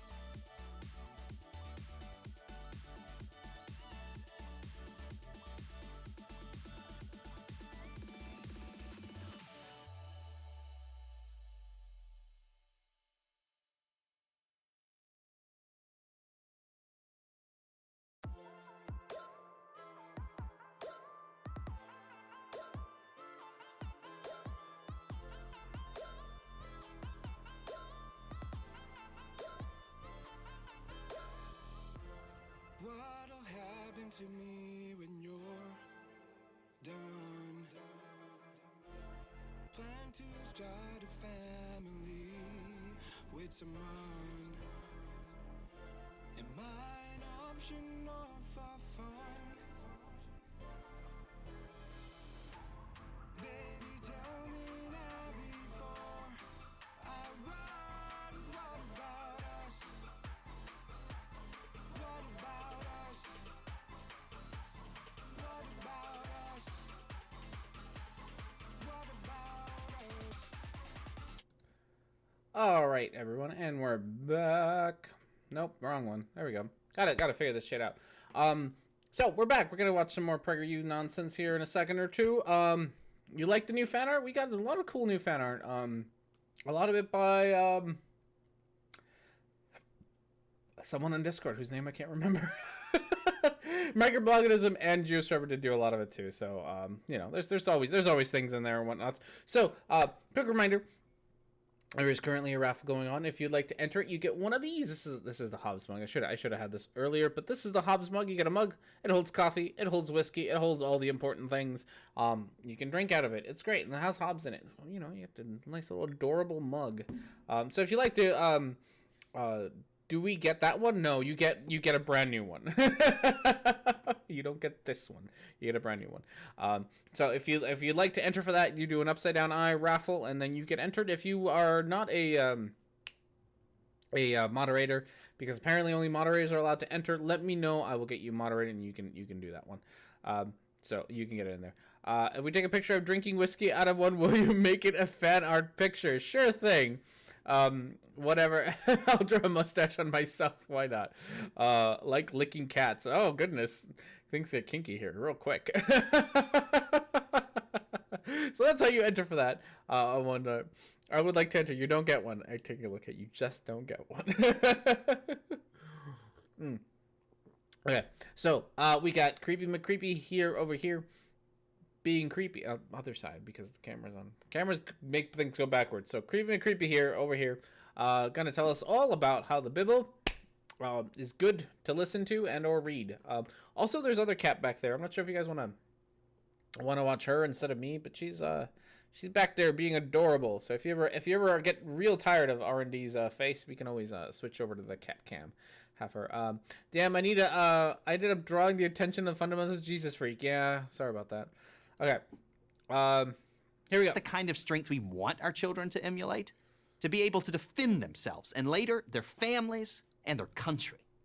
I mean, we would, but again, Christians don't necessarily teach that, right? If your whole thing here is here's David standing up to a bully, right? Someone much bigger than him and whatnot. Also, Christians, maybe not you entirely, but definitely fundamentalist Christians. You're also the ones who are assholes to all the gays, all the trans individuals, all the everyone who you don't like. While you hold the most amount of power, especially in the U.S. I know that's different in other countries and whatnot. Especially in the U.S., you hold the most amount of power. You are the Goliath right now, and you pick on the Davids. That's what you do because they disagree with you. That's what you do. So this whole idea that somehow this book teaches you to not be a bully and to stand up to bullies is entirely bullshit, because this book has taught many of you that being a bully is okay. Or at least maybe not this book, but your teachings in general have taught that it's okay to be a bully. Or how about the story of the brothers, Cain and Abel? Oh, the Cain and Abel one. This is great because we just talked about this one. $5 says he entirely misrepresents what the story really is about. Abel, the shepherd, looks at his lot and he's filled with gratitude for his blessings. He offers as a gift to God the very best of his flock. Yeah. Cain, the farmer, is selfish, unsatisfied with what he has, and he offers only a paltry gift of grain. A paltry gift of game, right? So the farmer, again, he entirely rephrases this. The farmer, whose job includes graining things, right? Like, that's what he has access to. So you entirely reinterpret this as like, Cain could have given God his sheep, except that Cain didn't have sheep. Cain had wheat or barley, whatever the hell you got, right? That's what Cain had. That's what he got out of his farming. So Cain did actually say, yeah, poultry grift. He did say poultry grift of rain. He should poultry grift of chickens would have been hilarious, but you know, yeah, poultry gift of grain. Gift of grain. God, that's a hard sentence to say. So he didn't give God sheep because he didn't have any. Because he's not a shepherd. He's a farmer, as you correctly identified. So Cain gave the fruits of his labor, which was grain. Abel gave the fruits of his labor, which was sheep. So you're picking on the guy who, like, he's giving what he can because that's what his job gives him, and you're like, oh no, that's not good enough. You're being a dick person on the PragerU video. When God favors Abel's present, Cain allows jealousy to overwhelm him. God speaks to Cain and tells him, I know you're feeling angry, but you can overcome those feelings and master them. Cain doesn't listen, doesn't control his jealousy, and kills Abel. What a great children's book. When God asked Cain, where is Abel, It is often said the story of Cain and Abel was an allegory about agricultural societies replacing the hunter-gatherers. I could see that. your brother? Cain lies and says, I do not know. And then, am I my brother's keeper? Yes, should have been Cain's answer to his own question. We are responsible for ourselves, and we have an obligation to others. Again, this is like, so okay. If this was if this was really right, like if this, there's two parts of this. One is that the Bible doesn't actually teach half the shit that you think it does. The other half is that the people who teach the Bible don't teach the shit that you say it does, right? Which is what's going on here. We have an obligation to others. That's a great message, right? Like that is a great message. We have an obligation to others. And yet, at least in modernity, you know what Christians do? They oppose things like universal health care, right? They oppose and they support things like the war on drugs. They are not living by this very rule that you have set out, right? They are not living by this. We are obligated to others.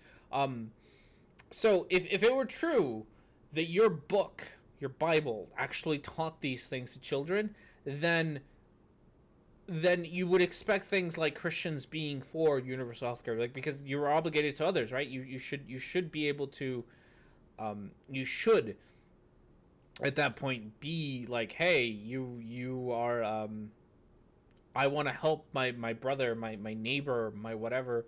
Let me put my money in to get you the healthcare that you need.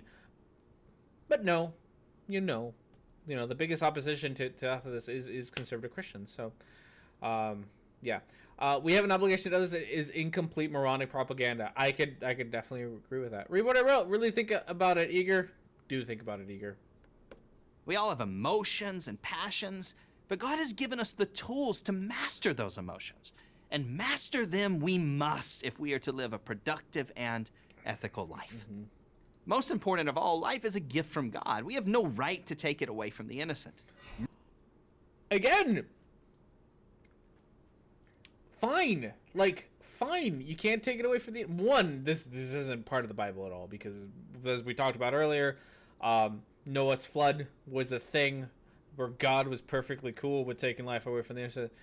You look blurry. Maybe you should turn up the pixels from 22. I don't know why I look blurry. I have noticed I look blurry, but I don't know what to do to fix it. So I'm gonna have to look that up. Look up anti-abortion. It's just I mean, having an obligation to others is kind of our species' thing. You can't take a life from the others, but you can take it from the dependent. There's a lot. I mean, there's a lot of ways to look at this, right? Like, on the one hand, you will have all the what do we call it? They're not pro-lifers, because they're not that, right? They're not pro-life. They're pro forceful birth. You like, that is like the only thing about this that actually is true. But again, the Bible is very forced birthers. Thank you. The Bible is very much so in the like, wait, go ahead and kill people. Go ahead and like, there's plenty of murder in the Bible that God is very cool with, even of the innocent. So this idea that God is not cool with murdering the innocent is complete and utter garbage. Again, most people who are pro things like war, a lot of the war hawks, especially in politics, a lot of the war hawkish nature comes out of the conservative right.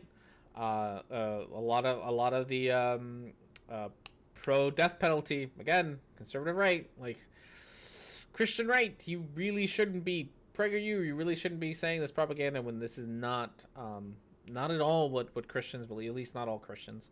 Murder is evil. All these lessons are contained in this one story.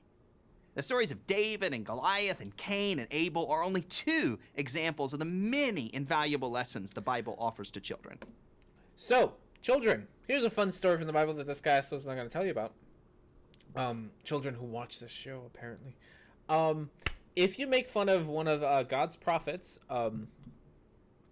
Elijah, was it Elijah? I think it was Elijah. If you make fun of one of them, right? But wait, David did kill somebody. Yeah, David did kill somebody. It's true. I forgot about that. But if I think it was Elijah. If you make fun of children, if you make fun of a prophet and make fun of his haircut or lack of hair, God will send bears to eat you. Elijah couldn't bear it. There you go.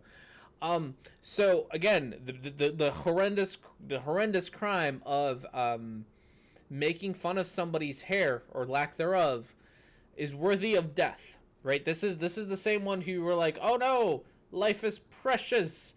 Do not murder. God is more than willing to murder you if you make fun of his prophet's haircut. Yeah, that's also again a story you're not going to tell us, but it's in there. You should actually read that story. That's a hilarious one.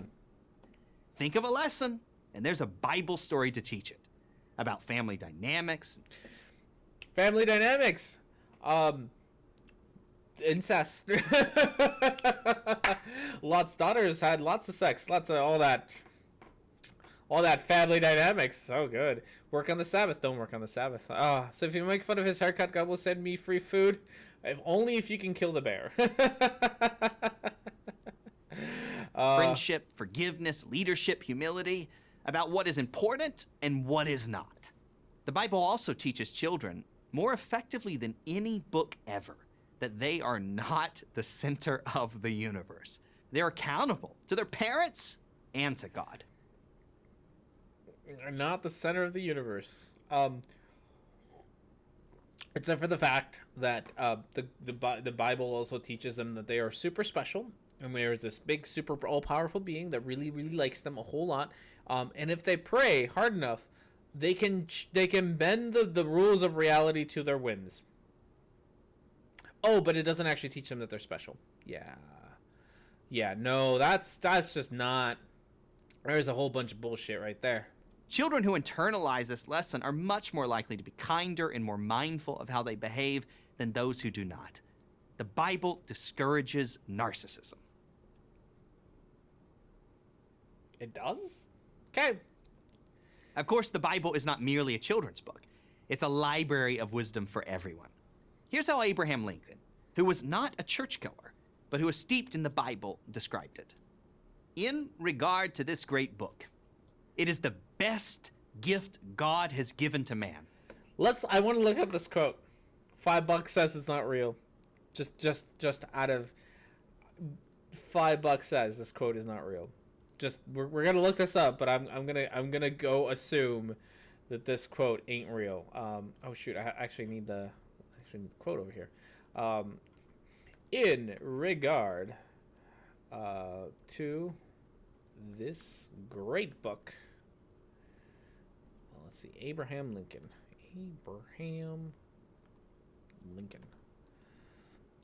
Let's see what the internet has to say about this fine quote. Quote by Abraham Lincoln. Goodreads. Let's see if this one actually has it. Oh, well, he does actually say some nice things. Oh, I was proven wrong. Oh, damn it. I was really hoping that was a misquote. Ah, damn it. Now I feel dumb. Oh well. Oh well. We tried. We tried. It happens. R&D isn't always right, but I was hopeful. William wasn't a fan of Twitter either. I'm sure he wasn't. Quote mining is probably like it's a good thing to check because even though I was wrong at this point, I guess he actually probably did say this thing. That happens, that quote mines get quote minded. But for it, we could not know right from wrong. And all things most desirable for man's welfare are to be found portrayed in it. As Lincoln suggests, the Bible is the moral foundation on which Western civilization is built and a point of shared reference. Is it now? Is it now? That's kind of good reason I saw a quote being used in a religious book. Oh, the Bible, Christianity, Civil War. Oh, you're right. Let's go. Okay, we said, since we're gonna be good detectives here. See if we can actually find it. Religious quotations from Abraham Lincoln. I would like to know if we could where we could find this quote. So Abraham Lincoln doesn't think there's a gift better than God gave to man. This is also, again, the Bible is also the book that was used and is probably still used in modern times to promote slavery, and it was used to promote slavery back when slavery was a thing in the States, at least. So he didn't really seem to care much about it then. Its promotion of slavery, so that's kind of fun. I guess we'd have to find out. We'd have to look it up. The Collider works are has context as to why he said it.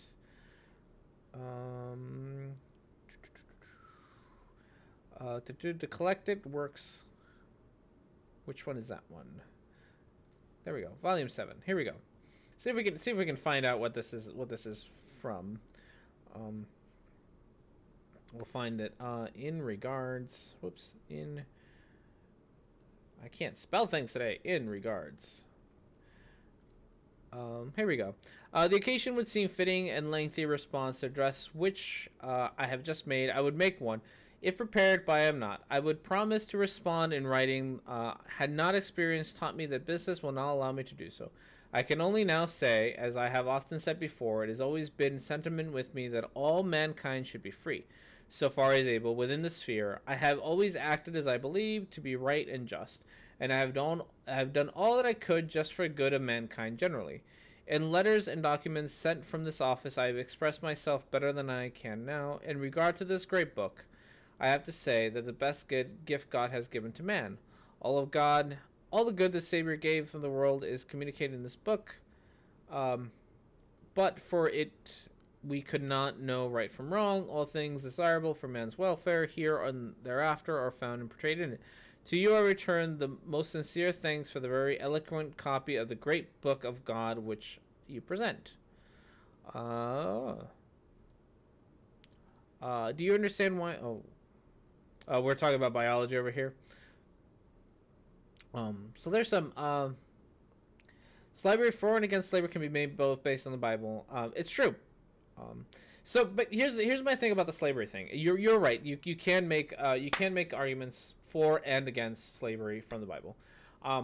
But if the Bible were actually like if the Bible were actually a teacher of moral good, then there should be somewhere unequivocally lines that say, "Do not own another human being." Right? Like if that should be one of the commandments. Do not own another human being. Do not rape should be one of the commandments. It's not. Like there's so much shit that should be in there if it's supposed to be something that's supposed to teach you a good thing. Slaves, obey your masters, even the cruel ones. Exactly. That's New Testament shit right there.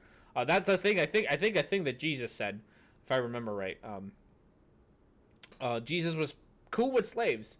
So if we're going to pretend that the Bible is actually a moral compass, then it should unequivocally say slavery not good.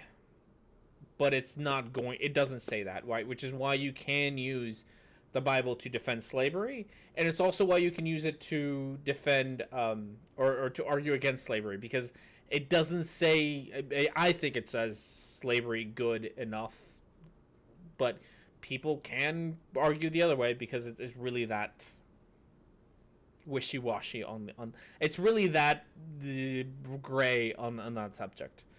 Okay. Be excellent to each other. That's another good one.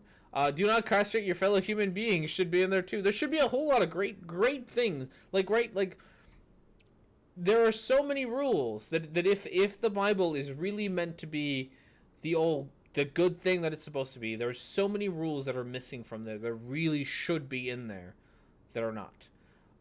You said it wrong. I probably said it wrong. The Bible being so up to interpretation, its proof isn't written by a smart person let alone an all-knowing being. It's true.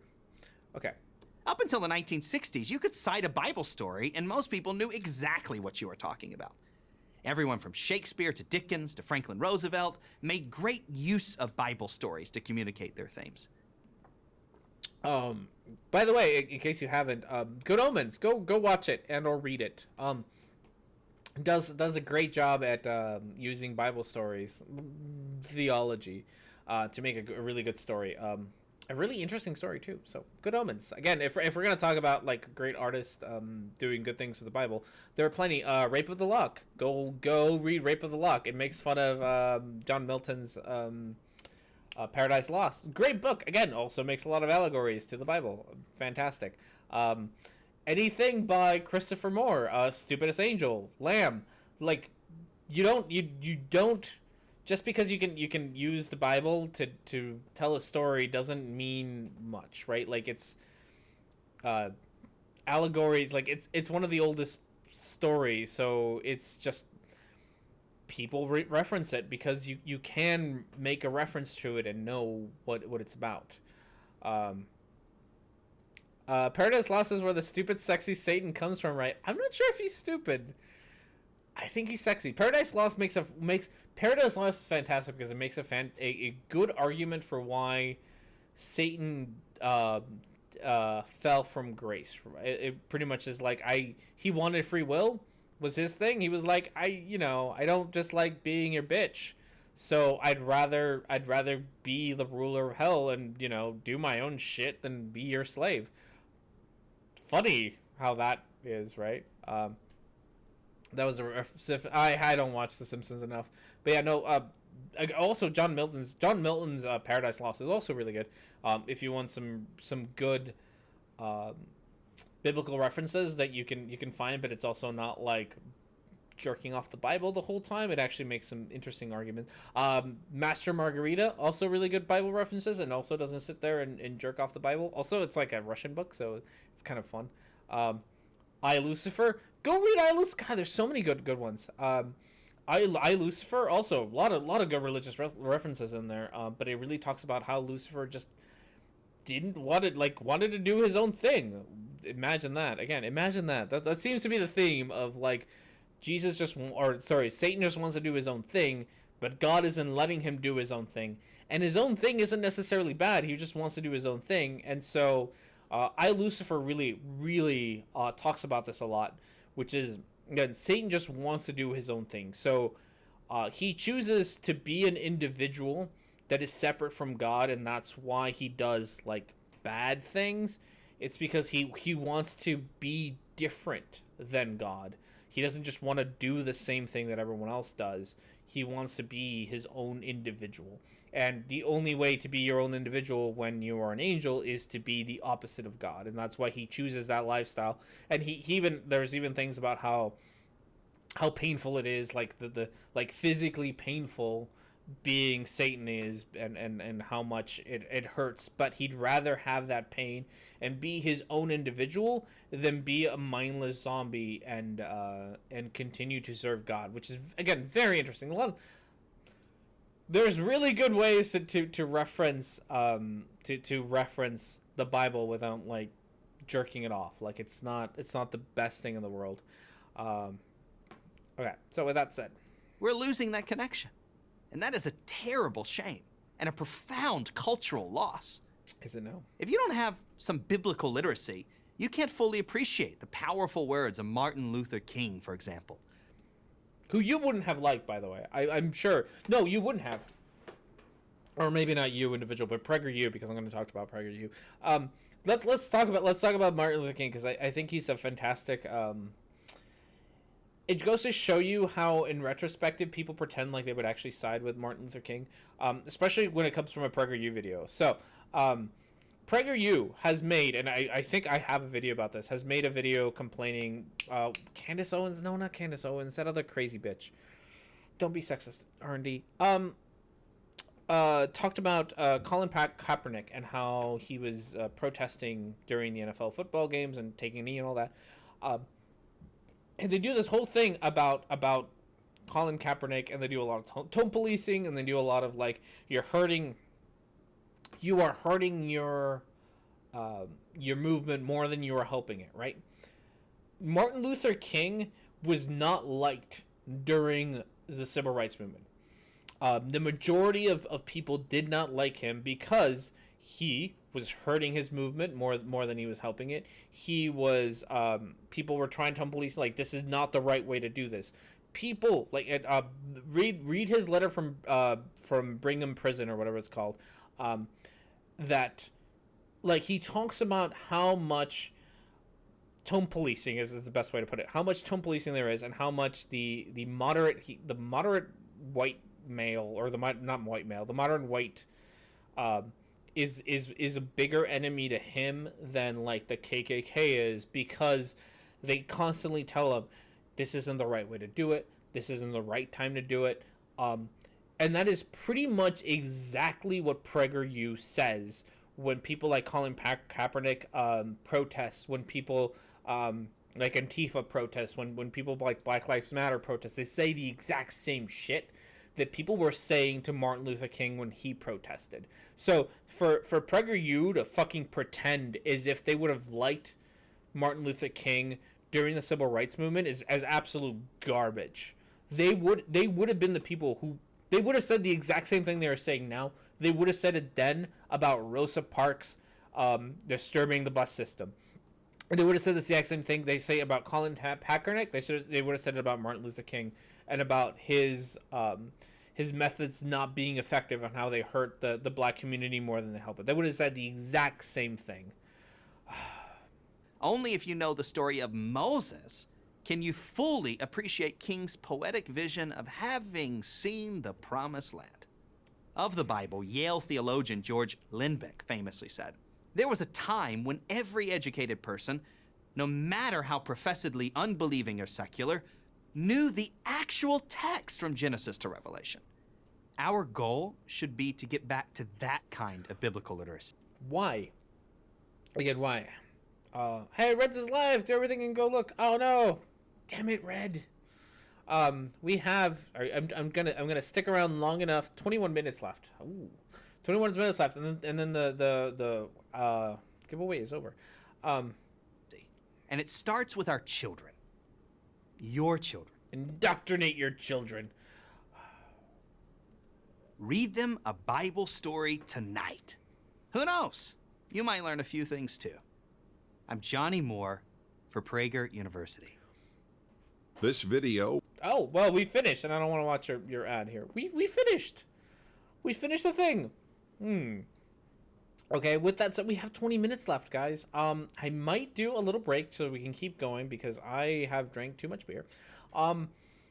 So why don't we do this? We will take a quick break, so we'll go back to some fan art and whatnots. We'll get boobs when we get back. And I'll put up the list again, and we can pick another video. Maybe pick another video. I don't know. We have options. So we're gonna do just a tiny break, and then we'll see what we do afterwards.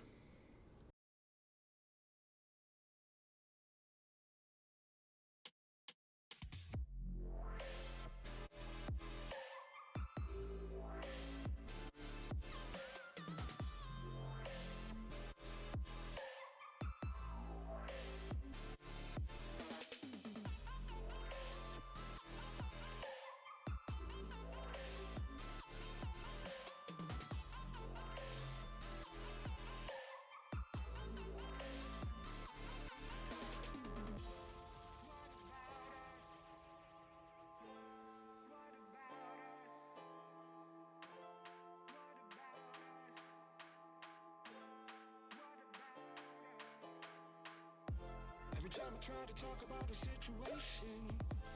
My words fall on deaf ears with more confusion. You know that I can treat you better.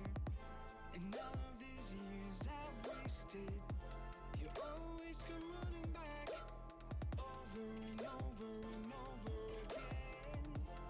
We don't have to fight, let's make it right. Baby, tell me now before I run. What about us? What about us? What about us? What about us?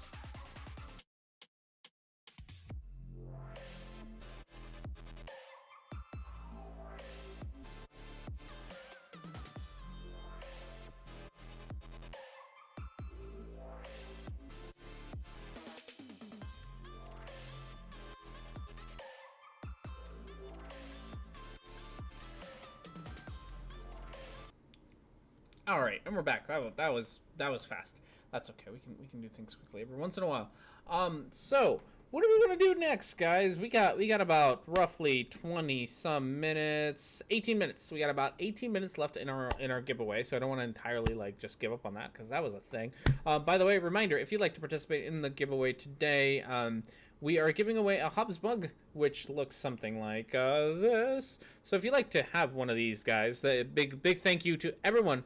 Get on Discord with Micro. That would be kind of fun, actually. If you'd like to get yourself one of these, all you got to do is do an upside down eye raffle, and you are in. If you can't do it yourself, let me know, and I think I have to give you mod powers. I'll give you mod powers just so you can enter, because that was a me problem. And just so that everyone can have yourselves a Hobbs. Not everyone.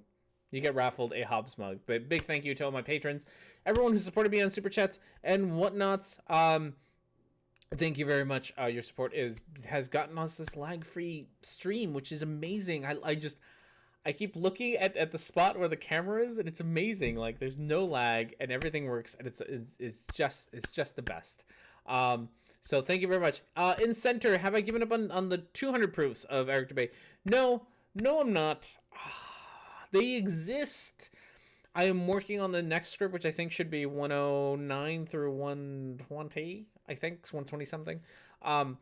It's just all the rationary rule stuff has taken up a lot of my time. It's just a whole lot of my time. It just did. And it still might. Cirrus Skeptic made a video, and it's kind of dumb, and I might have to make a quickie on it. And it's just really dumb. But I am working on the next script, so I started writing it. I done 109, 110, and 111. I've done already. Then the rest are kind of like repeats, so it's not gonna take me all that long.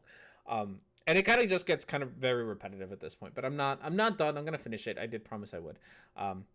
So do we want to move on to a different video? We definitely can. It'll sort of take us a little bit over the show, but I think it'll be okay. Especially if we pick a good video, I would be more than okay with just like going not way past, but going past the time, just so that we could potentially do that one. We can pick another video. I have no problem with that. We can do that. So we'll start a poll for a new video. Pick away if you like to vote on a thing. There's the vote. Upside down eye, vote, and then the number. Your options are The Truman Show by ODD TV, AOC by David Icke, Alpha Males by Joe Rogan, How to Write a Myth by Owen Benjamin, and if you vote for 5 and 6, you are wasting your vote because we already talked about those. And number 7, which is Pokemon by No Bullshit. Pokemon 1 sounds extremely upside down. I am fucking triggered. The No Bullshit one sounds like it's just gonna be the most hilarious one. The How to Write a Myth by Owen Benjamin, which seems to be getting some votes. He's just kind of a racist asshole who says a lot of racist asshole-y things. So, you know, if you want to deal with racist asshole-y things, then that's what you get. The New Bullshit one is just...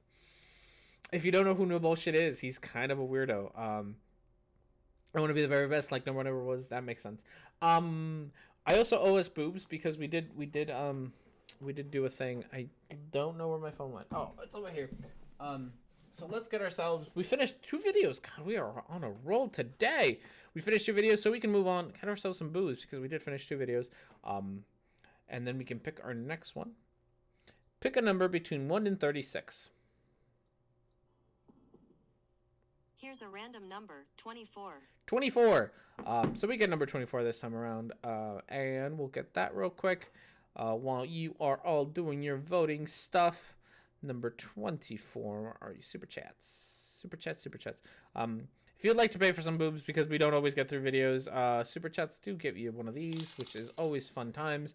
And all of your donations and super chats go straight into helping improve the show by buying cool new things. Right now we're trying to get to a softbox, which would just make the highlights less and the dark side less, so that we have a more even thing instead of this weird nonsense going on right now. He's a trend grifter who no bullshit is definitely a grifter. He is the worst. He really is the worst. I don't understand. I do understand. That's a lie. I do understand. I understand why people like him. God, he's just the worst though. No, I'm not gonna read that one out loud.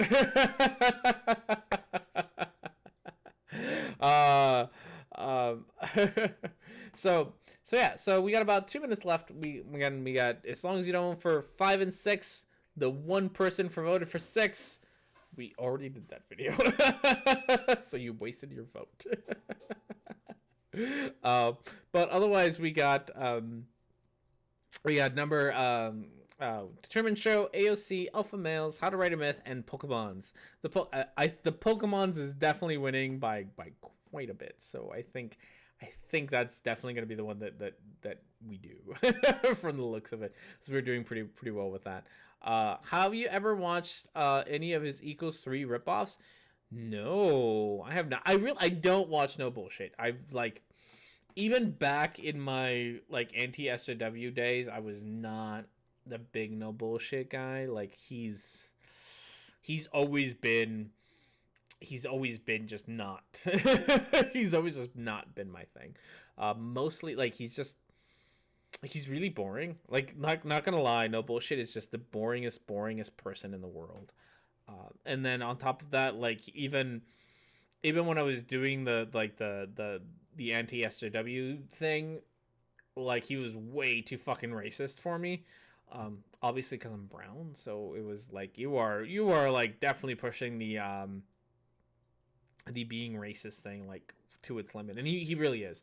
This video really does show how incredibly racist he is. Oh, thank you very much to Snark for your wonderful donation. There you go. Just for fun or a beer. Thank you very much. Enjoy your boobs. Greatly appreciated. That $2 is gonna not $2. That's a kind of denomination. I don't know what it is. We'll be helping in getting ourselves a new softbox pretty soon here. And again, very, very much so thank you for, it's €1, thank you. Very much so thank you to all of patrons and people who have super chatted in the past, because you have helped make this lag-free new computer stream, and this is amazing. I'm having so much fun right now because I can click on Windows, which is something I couldn't do before. Before it was we're gonna stick to OBS and close everything down and just stick to OBS. But now we've actually got a good opportunity to switch around and look at things. It's been great. Okay. Do you know what a euro? You do not know the euro, Mr. Upside Down Eye.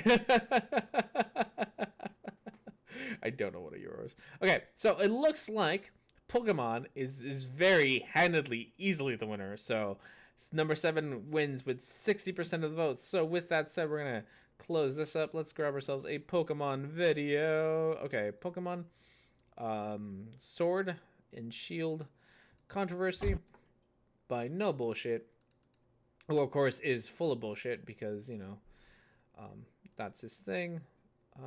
Cancel. There we go. Okay, there we go. We got it. So this is no bullshit. The whole name of the video is called Pokemon Sword U0027 Shield Controversy Explained. So if you don't know, Sword and Shield is a thing. That's a game that's coming out soon. So there are some there are some like controversies that are actually that I think are legitimate, like angry by fans of the by fans of the series, which is the Pokedex thing and the graphical not updates that Game Freak has decided to not do. So I think there's definitely some ways to be upset, but the things that he's upset about are bullshit. So imagine that. We are going to do one thing though, which is we're going to speed him up because there's no way he talks super slow. So we're gonna set him to 150%, so that we at least get through this a little bit faster than anything else. Pokemon Dogs is looking good. All right, so this is no bullshit. Hello and welcome back to No Bullshit. Today we return to talking about the Pokemon video game franchise. This series has a long and storied history and a special place in my heart as well. Pokemon is something I grew up on, playing the original Game Boy video games as a kid, and I even watched the original seasons of the cartoon back. So this first bit is No Bullshit trying to get himself some like Pokemon street cred. I used to watch Pokemon, guys. I watch Pokemon. I play Pokemon. That's great. That's all it is. It's anime, you fucking normie bitch. I know, the anime cartoon.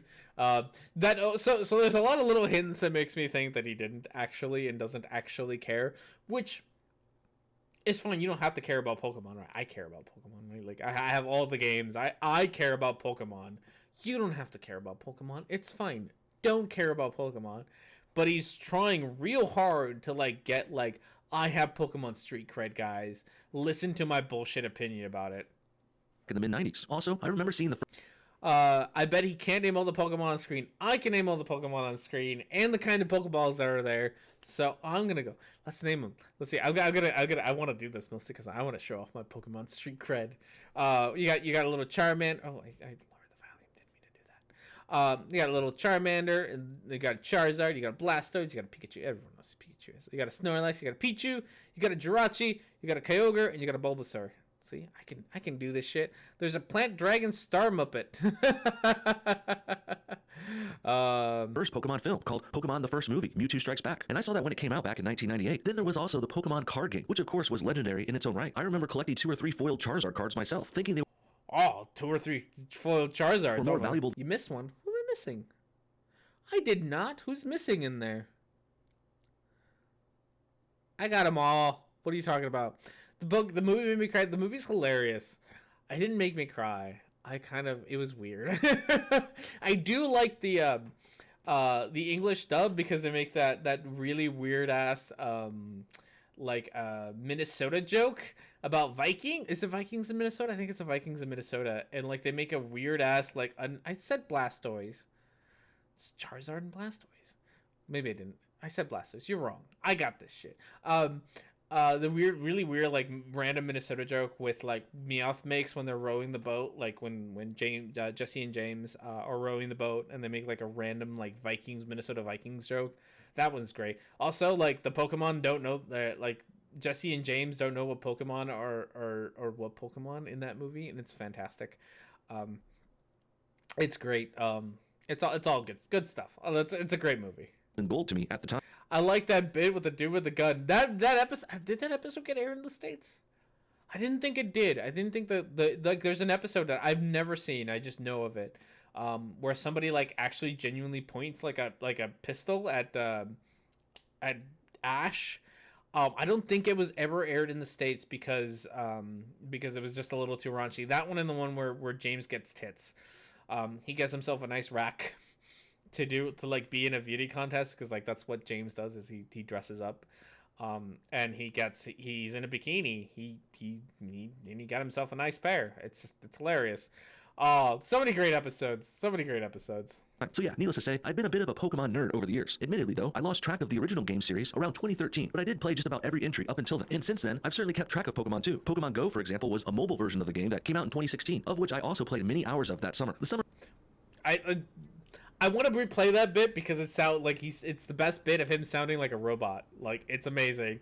Pokemon Go came out in 2016. I played many of Pokemon Go in the mobile version of it. Hours of that summer. The summer of 2016. No, let's go back a little bit, because that is one of the dumbest things you say. The game that came out in 2016, of which I also played a mini hour. Hours of that summer. The summer of 2016 was also when we made our first and last video about Pokemon here on No Bullshit. If you don't remember, Pokemon Go was a bit of a phenomenon when it first came out back then. Everyone and their mother was giving it a go, so to speak. And this popularity, of course, led to more exposure, and eventually more public scrutiny too. One really The Porygon episode? Oh, the Porygon episode. Again, haven't seen it. I think it's fine. Also, it gives Porygon a bad name. It wasn't Porygon's fault. It's fucking Pikachu. Pikachu did that shit.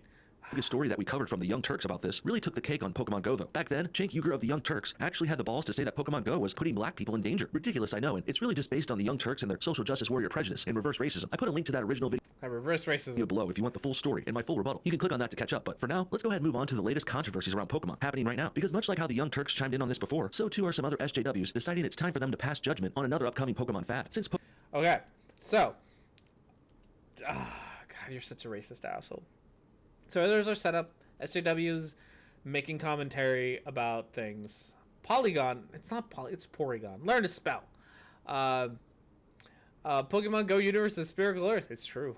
Pokemon Go's wild success that started in the summer of 2016, well, Pokemon has really had a sort of renewal in popularity that's gone along with that. Pokemon Go not only brought back former fans of the series, it also brought in lots of new interest too. This resulted in Nintendo making a spin-off of Pokemon Go called Pokemon Let's Go, which came out last year on the Nintendo Switch. It received middling to modest praise and proved to be fun for some, but many more were still waiting for an official new entry to the series, which now will inevitably be coming to the Nintendo Switch console. Enter the latest entry in the Pokemon series, to be called Pokemon Sword and Shield. And I have to say, I'm pretty So this is what I mean about him, like, just sounding like he's just reading out of off the Wikipedia and not actually caring. excited for this one, and I'm not even too... Okay, can we talk about this? Because I want to talk about this. I'm going to talk about this. Dog Sword and Sword Shield thing. Pokemon Go, uninstall the button. Better than ebooks you're fighting to me.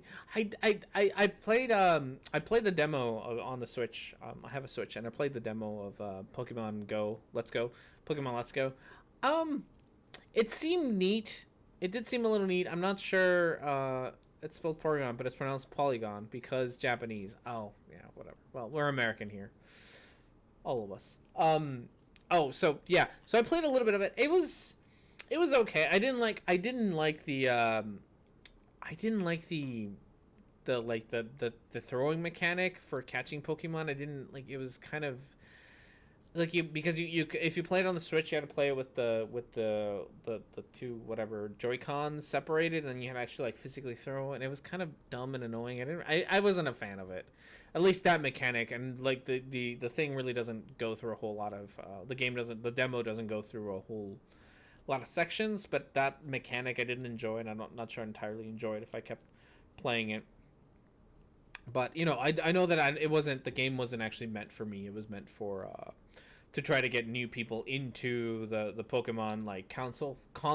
Like, if you have a Switch, you should play this game, because in a year we're gonna bring out another game that's kind of like it, but not really. And so I know that I wasn't the target demographic, but that wasn't my thing.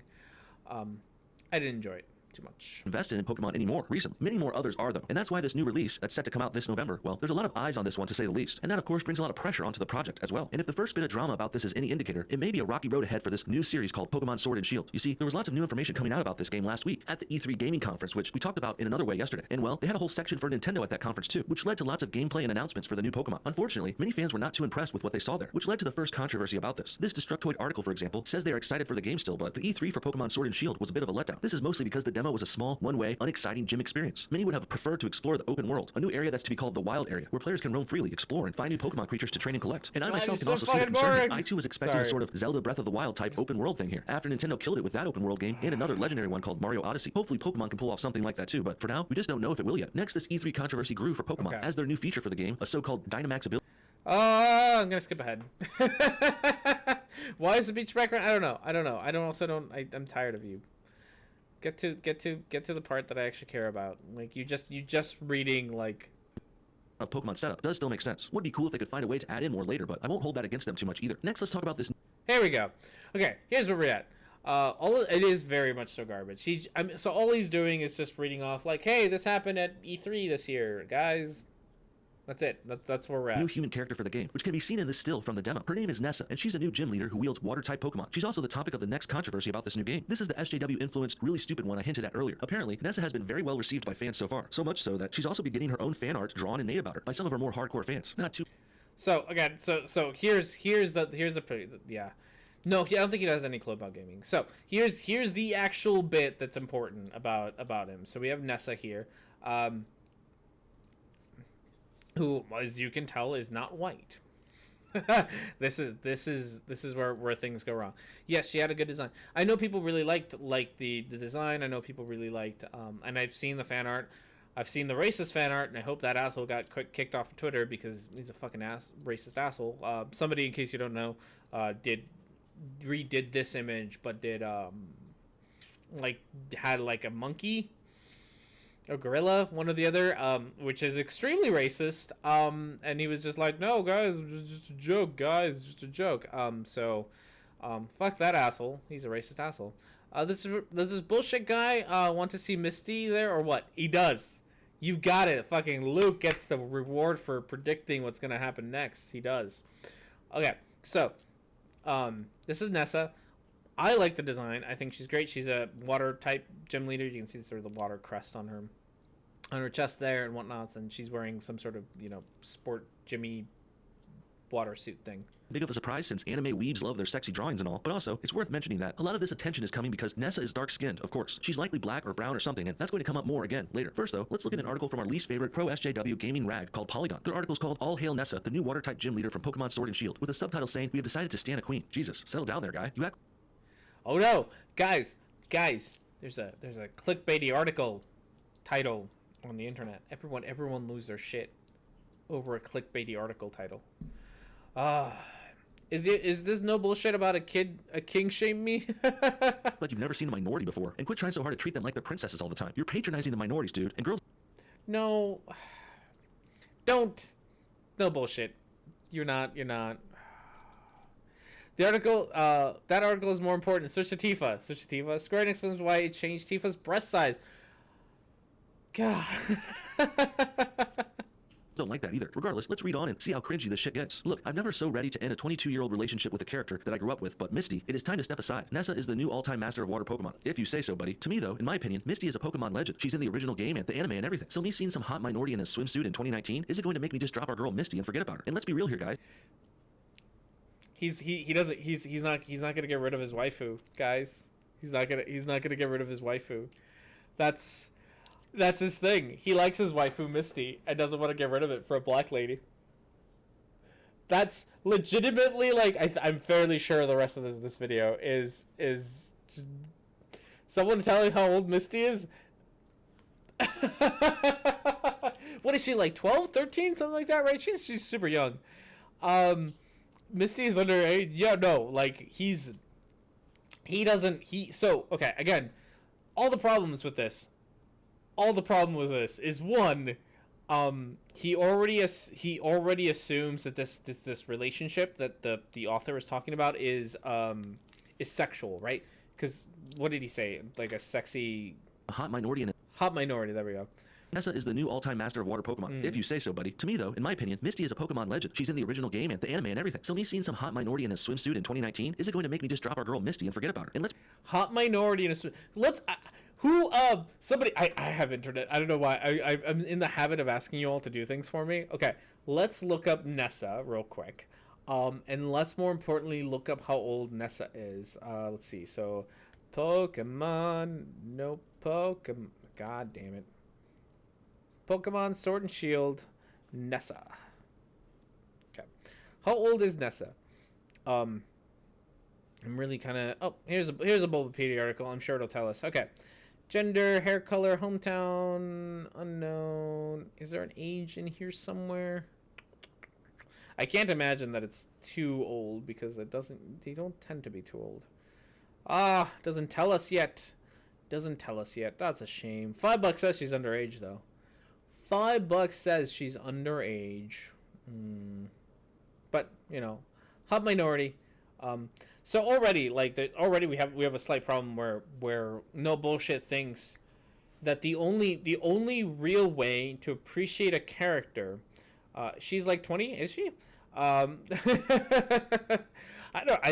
far I can't find how old she is, but so far the only thing that the only way that No Bullshit seems to be able to understand characters, anime characters or Pokemon characters, is that they are is in a sexual way, right? Like the author of the article is only seeing Misty in a sexual way, and he can only see Nessa in a sexual way, which is already kind of weird. Most students tend to be adults. Misty is kind of the exception. Okay, cool beans. All right. Be real here, guys. The reason this Polygon writer wants Misty to step aside is because she's white, of course. That's exactly what this coded dog whistle-like phrase means when it's coming from left-wingers. And in turn, the main reason this SJW is fawning over Ness so much is because she's brown, even though they won't ever admit this directly. They do come pretty close to saying this, though, in their next bit. Take a look at this part. Her character design is fire, or, water. She rocks perfectly applied eyeliner and purple eyeshadow. I'm obsessed with her hoop earrings, and she dons a Pokey-inspired swimsuit fit for an athlete. Also, she has floaties on her sandals. Okay. Nessa also has fans excited because she is also among a growing list of Pokemon Sword and Shield character cast that are dark-skinned, along with Leon and Hop. This is important, given that many Pokemon characters are often white. Why is that important, though? Really? I hate it when Brock was a kid too. I think Brock was a kid, right? A lot of them were. There was a couple kids in X and Y. Probably Iris in Black and White was a kid. I don't remember most of the gym leaders of the newer games as well, so I don't remember. There's a few adults, but yeah. So why does it matter? This was actually a question that was asked earlier. Why does it matter that Nessa is a minority? It matters, again, because the twins in Gen 3 were minorities, right? Or not minorities, they were minors. Again, it matters because most of the cast, and I looked this up at the Gym Leaders. Let's do Gym Leaders Pokemon here. Is that most of the cast of Pokemon games has been white, right? Like, it just is. I don't think Game Freak does it for like any racist reasons. I just think that for the most part they just are, and that's just the way that it happens. But like, here's Gen 1. Brock is, I think, supposed to be a little bit browner, but he definitely doesn't show it in this picture. Here's, what's this, Gen 3? Looks like Gen 3. No, that's Skyla. This is Gen 2. Yeah, this is Gen 2. There's the twins. There we go. There's the twins in Gen 2. Gen 3, sorry. No, you're right. Gen 3. Hoenn. Ha! I can't read. Again, mostly white. I don't think that any of this was done for like any racist reason. I just think that, that's what the character designs have been. So having a minority in a mostly white cast is kind of exciting if you're a minority and don't usually get to see those kinds of don't usually get to see that kind of representation. Like, it's not it's just, you get to see, here's Sinnoh has, look at this gym leader, like there's none, right? And just being represented is good. That's all. Because the Japanese are also racist by culture. I don't think there's anything like malicious about their, they had a long history of just not being part of the rest of the world, isolation, a very, very long history of isolation. So they'll get there, and that's fine. But it's kind of, these are important steps to get there. There aren't like, it's a big deal if you're a minority. It's not like the big deal that you think it is. You seem to, no bullshit, seems to think it's a much bigger deal than people actually think it is. Also, the whole fascism thing in the 40s, that probably too. So yeah, so okay, we'll listen to a little bit more of this and then we'll be done. These leftists just assume things like this, things that they like are good and important without any explanation, especially when you're writing an article for a wannabe news site. They should at least try and say some bullshit and explain this, like saying something like representation is important because yada yada yada. But instead, it's just assumed, and I really don't even know why anymore. Could be a slew of bullshit reasons, but when you get right down to it, people like this just think white characters are bad because they hate white people and they want less white I love it, right? Like, this is amazing. No bullshit is like, hey, give us an explanation as to why you think it's important that there's brown people in Pokemon games. Also, I'm gonna now make an unfounded claim and give absolutely no reason to back it up. Bitch, please. Fucking follow your own goddamn advice. At least give some bullshit reasoning as to why you think that Polygon hates white people. Jesus fuck.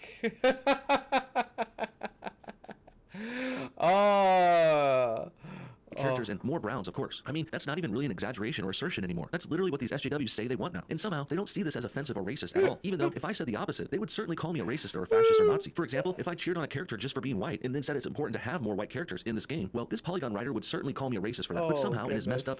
Here's Lenora from Pokemon Black and White. Oh, I'll have to look that up. I'm links. I'm curious if the link's gonna be. Is it a terrible link? Oh yeah, Lenora is, yeah. She's a good one. I liked her. Black and White was fun. I liked Diamond and Pearl better, but that's just me. If you're gonna talk about the DS games, I like Diamond and Pearl better. But again, that's just me. Mental gymnastics driven by a left-wing world. Well, being anti-white is okay, according to these whack jobs. Hell, it's encouraged even. Next, the Polygon article goes on to gush over some fan art made of Nessa online, which, quite frankly, I find a little creepy sometimes. It's all for fun, though, and some of the drawings are actually pretty impressive. You find this creepy when you were just sexualizing a 10-year-old cartoon character. I don't know the age. I'm sure that Micro is right, and she's probably an older character because they've been kind of getting older characters, and she's not a 10-year-old. But you sexualized a 10-year-old earlier today, and now all of a sudden you're like, I find this fan art to be creepy. This fan art is creepy. This fan art is creepy, guys. This is what leads to the final part of these Pokemon controversies, too. You see, there was... Look at how creepy this fan art is, guys. It's super inappropriate and sexual, like that time that I sexualized a 10-year-old cartoon character. It's just like that. Lots of fan art going around about Nessa this week, and a few of the drawings actually sparked a controversy of their own. Specifically, one Japanese artist was attacked viciously, all for making Nessa the wrong shade of a color, according to some SJWs. For more details, let's turn to an article from Bounding into Comics called Japanese Artist Najuko Harassed and Accused of Racism Due to Fan Art of Pokemon's Nessa. Check this bullshit out. A Japanese fan artist has been subjected to harassment and accusations of racism due to a lighting choice on a drawing of the recently announced Pokemon character Nessa, which slightly lightened the tone of her skin color. On June 13th, artist Najuko shared an image they had drawn of the Pokemon Sword and Shield Water-type gym leader to their personal Twitter page. For the drawing, Najuko chose a softer, muted palette choice for Nessa, resulting in a stylistic and colorful piece, which deviated slightly from the colors displayed in her official artworks. Well, this all looks fine to me. Just a lighter shade on the already light brown skinned Nessa. Apparently, SJWs don't understand colors, drawings, lighting, and art, because if they're going to call this racist, well, that's just crazy. The image... Okay, so, I don't know if I necessarily agree. You're not really showing much evidence besides, like, there's an article that says that he got this. Running around the speed of... I don't know. This is a lot of dumb. Quickly gained traction among Najuku's almost 60,000 Twitter followers, and once the piece was fully circulating across social media, Najuku's post was quickly descended upon by users accusing Najuku of whitewashing and racism. Then there's a couple of tweets saying things like, Nessa is a brown girl, please make sure your art reflects that frowny face. And also, this would be cute if you got her skin tone. Oh, look at I'm sure that Najuku, like, I don't want to belittle or dismiss, like, that he might have gotten harassment. Like, he might have. It's entirely possible they might have harassment. Right now, you're not really showing a good example of harassment. Like, if you're gonna say he got harassment, it'd be kind of nice if he actually, like, showed that he got harassment. So far, it'd be like, hey, be nice if you kind of kept the same skin tone. This would be kind of cute if you got her skin coat right. Whitewashing is ugly. Again, none of this seems entirely like. Look for Mr. Demon and let's send no bullshit a link for the best stuff. Like, none of this seems like harassment. And again, he might have actually gotten harassment, but none of the examples given seem like harassment. They seem, critical, but not on the harassment scale, right? Correct. Whitewashing is ugly. Wow. Just wow. Now we're talking about whitewashing of a fan art picture drawn based on a character from a Nintendo video game. We have clearly reached peak wokeness here, guys. This is 2019 and current year in a nutshell. Make no mistake. Anti-white racism being slung at people who accidentally pissed off the social justice warrior PC police. What a goddamn joke. In the end, clearly this artist isn't racist, and they've done nothing offensive or wrong. Really, the SJWs have just shown their true colors here. That harassment, you showed 2 tweets for harassment. Okay. You are making a video. Oh yeah, because he's a grifter, right? He's gonna grift at whatever. He saw what was trending on Twitter that day, which is Nessa was trending on Twitter, and so he made a quick video of it with some B-roll and his low effort video here, and just tried to jump on the bandwagon, get some ad revenue and whatnots. All right, whitewashers are just ignorant. Okay, so with that said, we're gonna end that there, so that our giveaway is over. The B&B rolls for beaches. Our thing is over, so we get to pick our winner. Let's see what we get. Winner for today, Christy Abbey, who left. Christy Abbey, you got yourself a thing. You got yourself a Cosmug. So, I gotta figure out exactly what that means and how it works. But you should have gotten yourself a Hubs mug. Complete. Giveaway has been finished. So we will. I will make sure that you get you get that. You get a message or whatever that works. But you got yourself a Hubs mug. Congratulations, Christy. I know you already left for the day. But greatly appreciate you being here. To everyone else, again, big thank you to absolutely everyone who put in super chats, everyone who patrons. You all are fantastic. Everyone who shared and liked and did all the things for my videos. I am greatly appreciated. Thanks to you, we have this lovely new streaming ability, and it's fantastic. It's so much fun. Thank you, everyone. Have yourselves a wonderful rest of your week, and I will see you all next time.